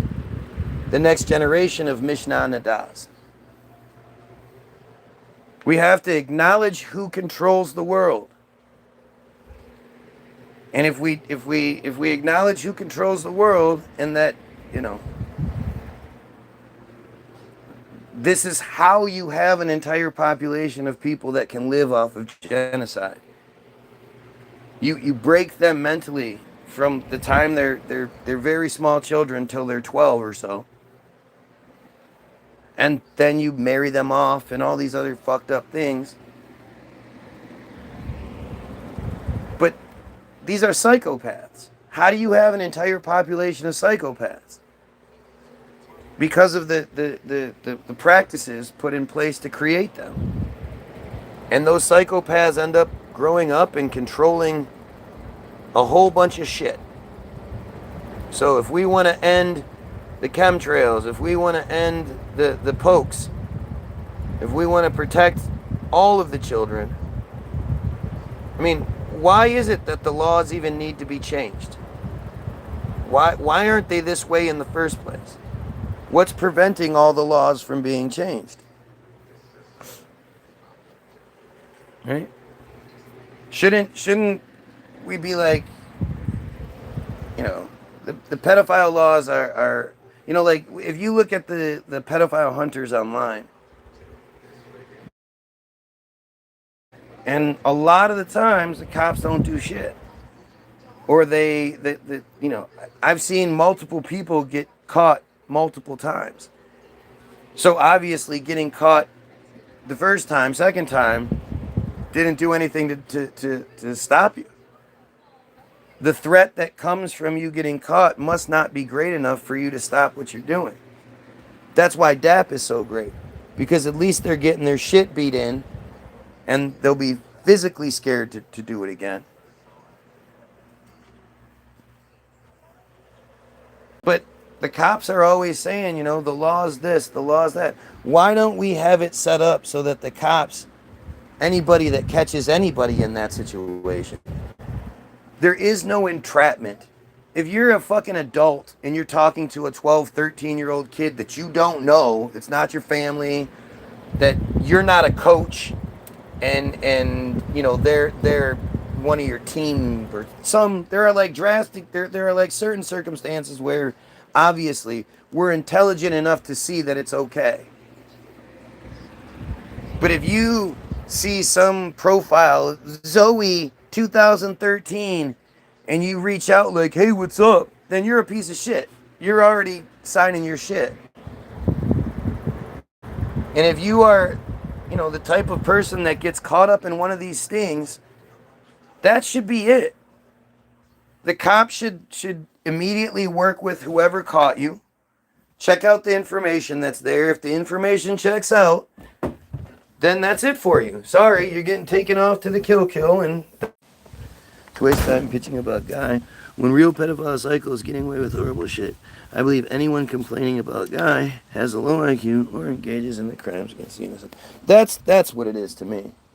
The low IQ, that doesn't necessarily mean anything. There are a lot of low IQ people out there who are decent people. But it's I think we sort of out of a self-preservation mechanism, we tell ourselves that the pedophile problem isn't nearly as bad as it is. But we don't look at the evidence that's presented, which is every single pedophile hunter out there that is catching people every single day.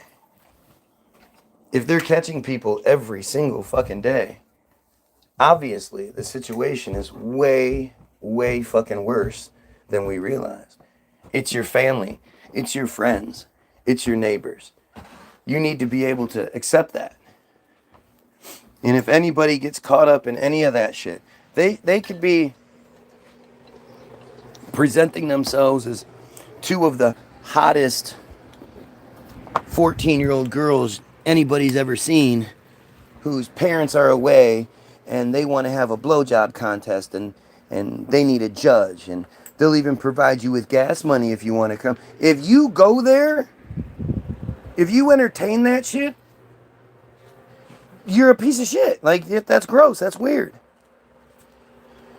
There is no, oh, that was entrapment.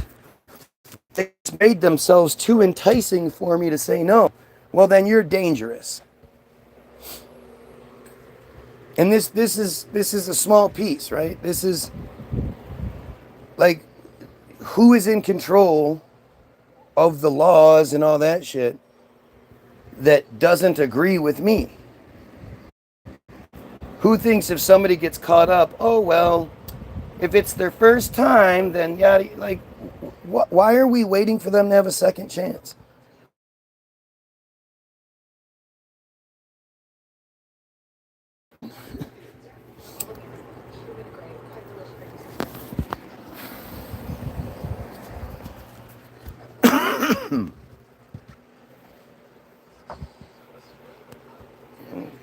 Our situation is dire. And it's very obvious that a pedophile regime controls the narrative. And it's very obvious who that pedophile regime is. Especially when you look up what their own fucking book says. What their main, the Talmud is our main book. Okay, well, what's it say? Oh, it says this. 3 years, 1 day, hymen grows back, blah, blah. It says that. It doesn't say anything to the contrary. It doesn't say, if you do this, you're going to be sin. You get to die. Like, if I'm given the rule book on society, right, and I get to write that out however I want it to be, the very first fucking thing it's going to be is no children. Get off, leave the kids alone. If you are more than like four years, I guess, older than the person that you're with, and they're less than 16, like we have to establish a precedent. But I don't, if you're 20 years old and your girlfriend is 16 or 15, no, it's not okay. If you're 18 years old and your girlfriend is 15, that's not okay. The fuck what are you talking about? Why are we okay with that?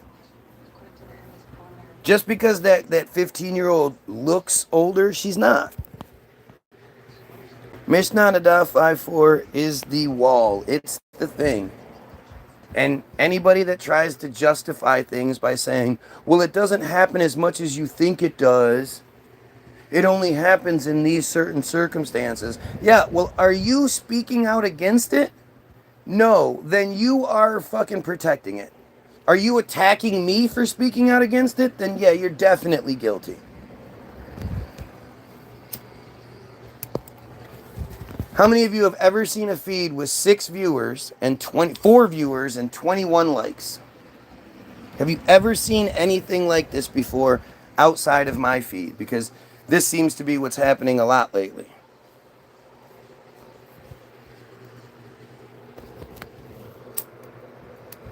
You know, while they have you distracted about 2 dudes fucking, they're fucking kids.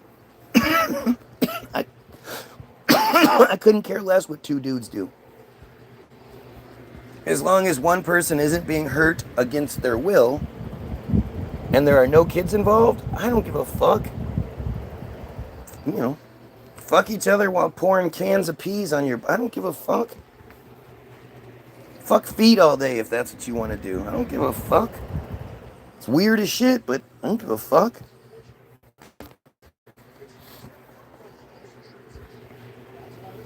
Yeah, well, how many people do you know in everyday life that ever say, well, yeah, you know, just get the pedophile and send him to prayer camp or you know, he just needs to go into jail. I just want to pay for him to be in jail for 10 years or 3 years or 18 months or whatever. I want to pay for him to be in jail. I think that's the best use of our tax dollars is to pay for these fucking prisons full of these pedos. Yeah, I think that's okay. No, don't kill him. I don't know anybody like, even the pedo next door, when it was presented to him, he said, cull them all. He walked away real quick, so he knew what to say though. Nobody thinks we should give pedos a second chance. Every time you hear about a pedo getting caught and you hear the sentence, you're like, that's not good enough. They should be killed. And yet our representatives don't seem to feel the same way. Just like our representatives, I don't know anybody that's like, yay, Israel war. Yay, I'm so glad we're sending American troops to go fight go get PTSD. Even if they don't die. All those guys going over there doing that genocide for Israel, they're going to come back fucked up. At some point, it's going to dawn on them what they're doing. And the fact that they can't refuse orders and shit, that's where a lot of that PTSD comes from. They're going to come back really, really fucked up. That's going to be something that affects our future generations for a long time. Just like World War I and World War II, veteran families suffered. This is what this next generation is going to do. That's why they don't want their people doing it. It's not about even being worried about casualties. Because everybody knows that Palestine doesn't have a military. This is basically a slaughter mission. And we as people aren't comfortable with slaughter missions. That's fucking insane. And yet, they're not sending their people to do that because they know better. All of this shit, nobody wants to be paying fucking $4.20 a gallon or whatever it is where you are because of Israel. That's all this is. There's nothing. The whole Strait of Hormuz, all that shit. It's nothing. It's so fucking stupid. The Strait of Hormuz was open before Trumpstein started fucking around. And every time any sort of deal is struck, Israel violates and starts, flexing their power. Reminding people, hey, you guys got your pager, right? Don't make us start fucking paging people.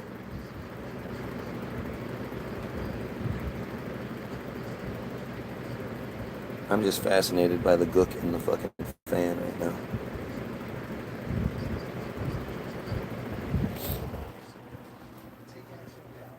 You know, this is a nightmare, and nobody supports this shit.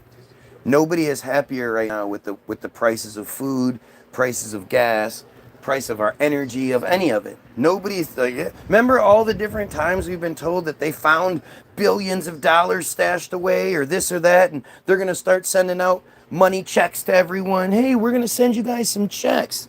We found some extra money. Have any of you gotten those checks yet? No.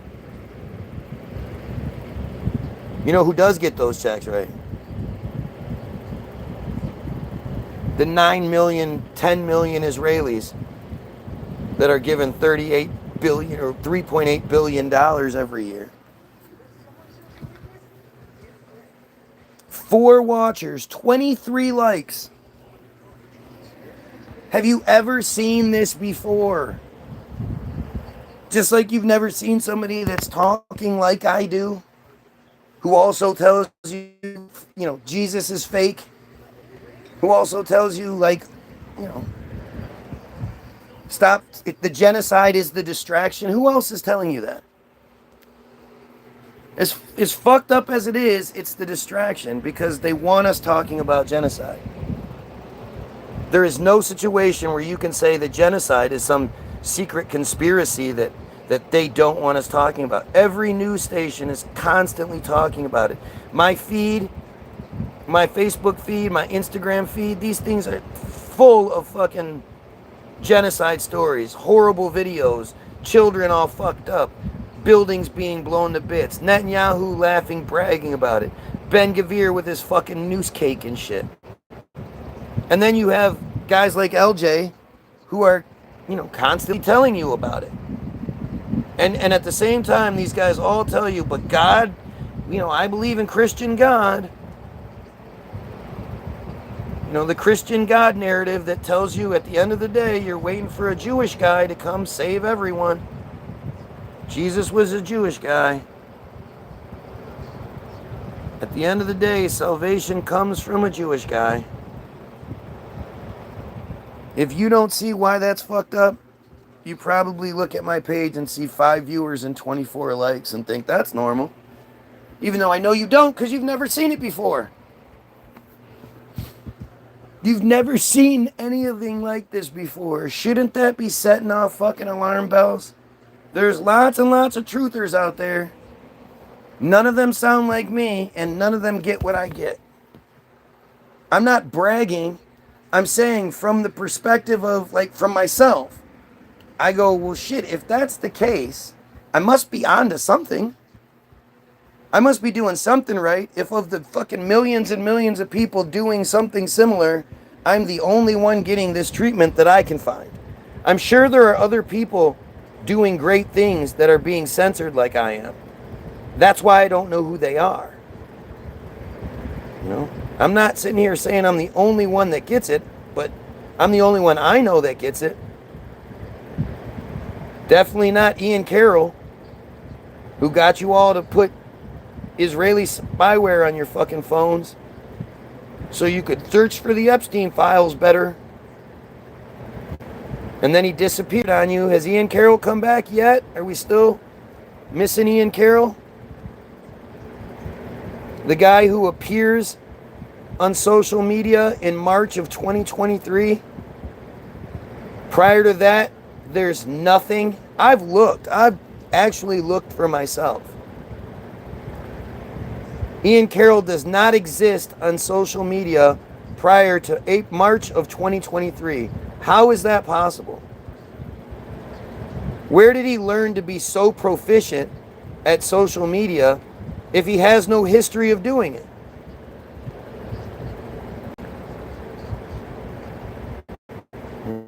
Nick Fuentes has a meeting with the president, has dinner with Kanye and Trump, and you think Nick Fuentes is not a fucking Fed? Come the fuck on, what's wrong with you? Yet another one of these guys who talks about Israel, but he also says disgusting things about blacks, about women, about gays. So you can just chalk him up to being a bigot. So anything that he says about Israel, even though it's true, you just go, oh, well, he's just a mean old bigot, like you're supposed to. Last thing they want is you to find somebody that's not pushing some agenda on you. No, no, no. My version of Christianity is the right one. I can't tell you why. I can't give you any evidence to back up my claim, but and I can't really debunk anybody else's shit. But I can tell you what, my version of Christianity, yep, that's the truth. They all say it. You can't blame the friars. You can blame Zionism. You can blame Israel, but you can't blame the friars. They all say that. They all say the same dumb shit. One way or another. They tell you, don't worry. You know, oh, they hate Jesus so much. That's what it is.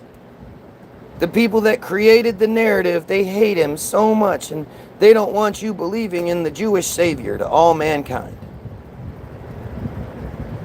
No conspiracy, that's the truth. Do you know how fucking ridiculous that is? Do you know how fucking ridiculous all that is? It's as ridiculous as 6 viewers and 24 likes.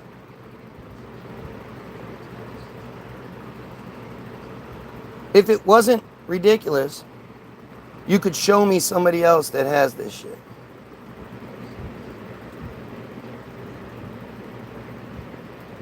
And I wonder, is that person talking about the same things I am, or is that person telling you about Jesus?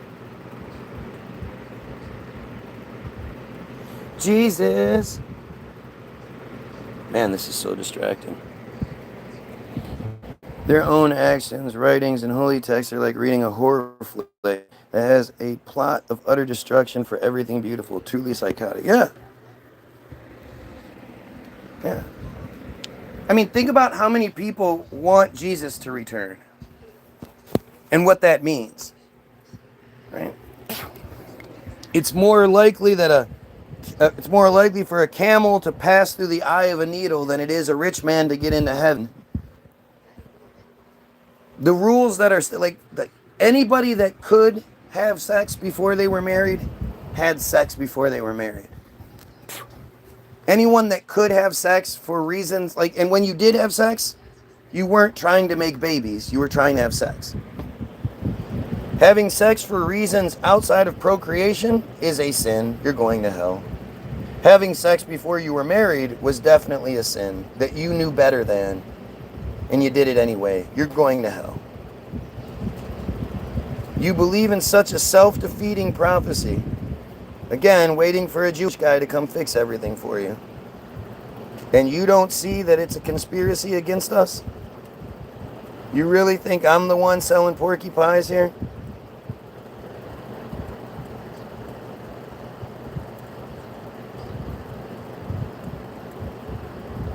Seems like you know, there's a pretty obvious fucking plot happening. And I don't see what's making everybody else miss it. I don't think of myself as being some super smart guy who figured it all out. No, man. It's right there. It's right in front of you. Mishnah Nadah doesn't mince words. You don't need it to be translated for you like some dumb biblical shit. Read it for what... I mean, you obviously need the Hebrew version to be translated. But once you read what it says, there's like no arguing. Mishnah Nadah is not acceptable in any circumstances whatsoever. And you know I'm right because of how long I've been doing this and the lack of opposition that's ever come my way. There's been plenty of opposition, but any sort of meaningful, anybody that says anything that sounds reasonable or no, it's all just crybaby friar bullshit. You shouldn't be saying this. You're saying things you don't understand. You're taking it out of context and all this other dumb shit.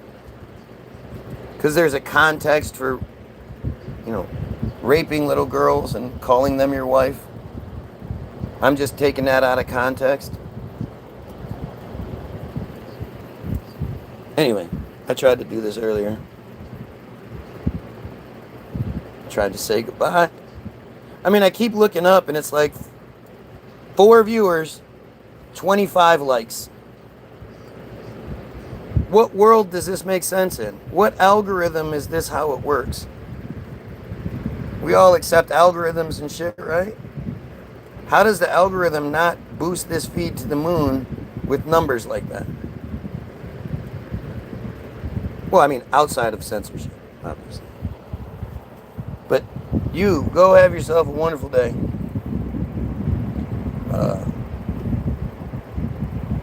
Check out all the links in the description. Get your free download. All we ask is you share it with people. Go watch Hollywoodism. Go read Bottom of Darkness. Go read Mishnah Nadah 5:4. Go figure this out for yourselves. It's not hard. It's actually pretty easy to figure out if you just look. And I've done all the legwork. I'm not providing you with a bunch of my narratives. I'm providing you with their narrative. This is the shit they say. All of my links are what they want us to know. So go read it for yourself and either debunk it for me or join the crusade, man. We need to fight this shit. As I always say, like, share, sub, help the fuck out. Unless, 4 viewers and 25 likes is just normal to you. If that's normal for you, then I guess there's no need to like or share or sub or anything. It's just a normal dumbass feed. But I've never seen anything like it. So have yourselves a wonderful day. And you pedophiles, you kill yourselves. Wait. Okay.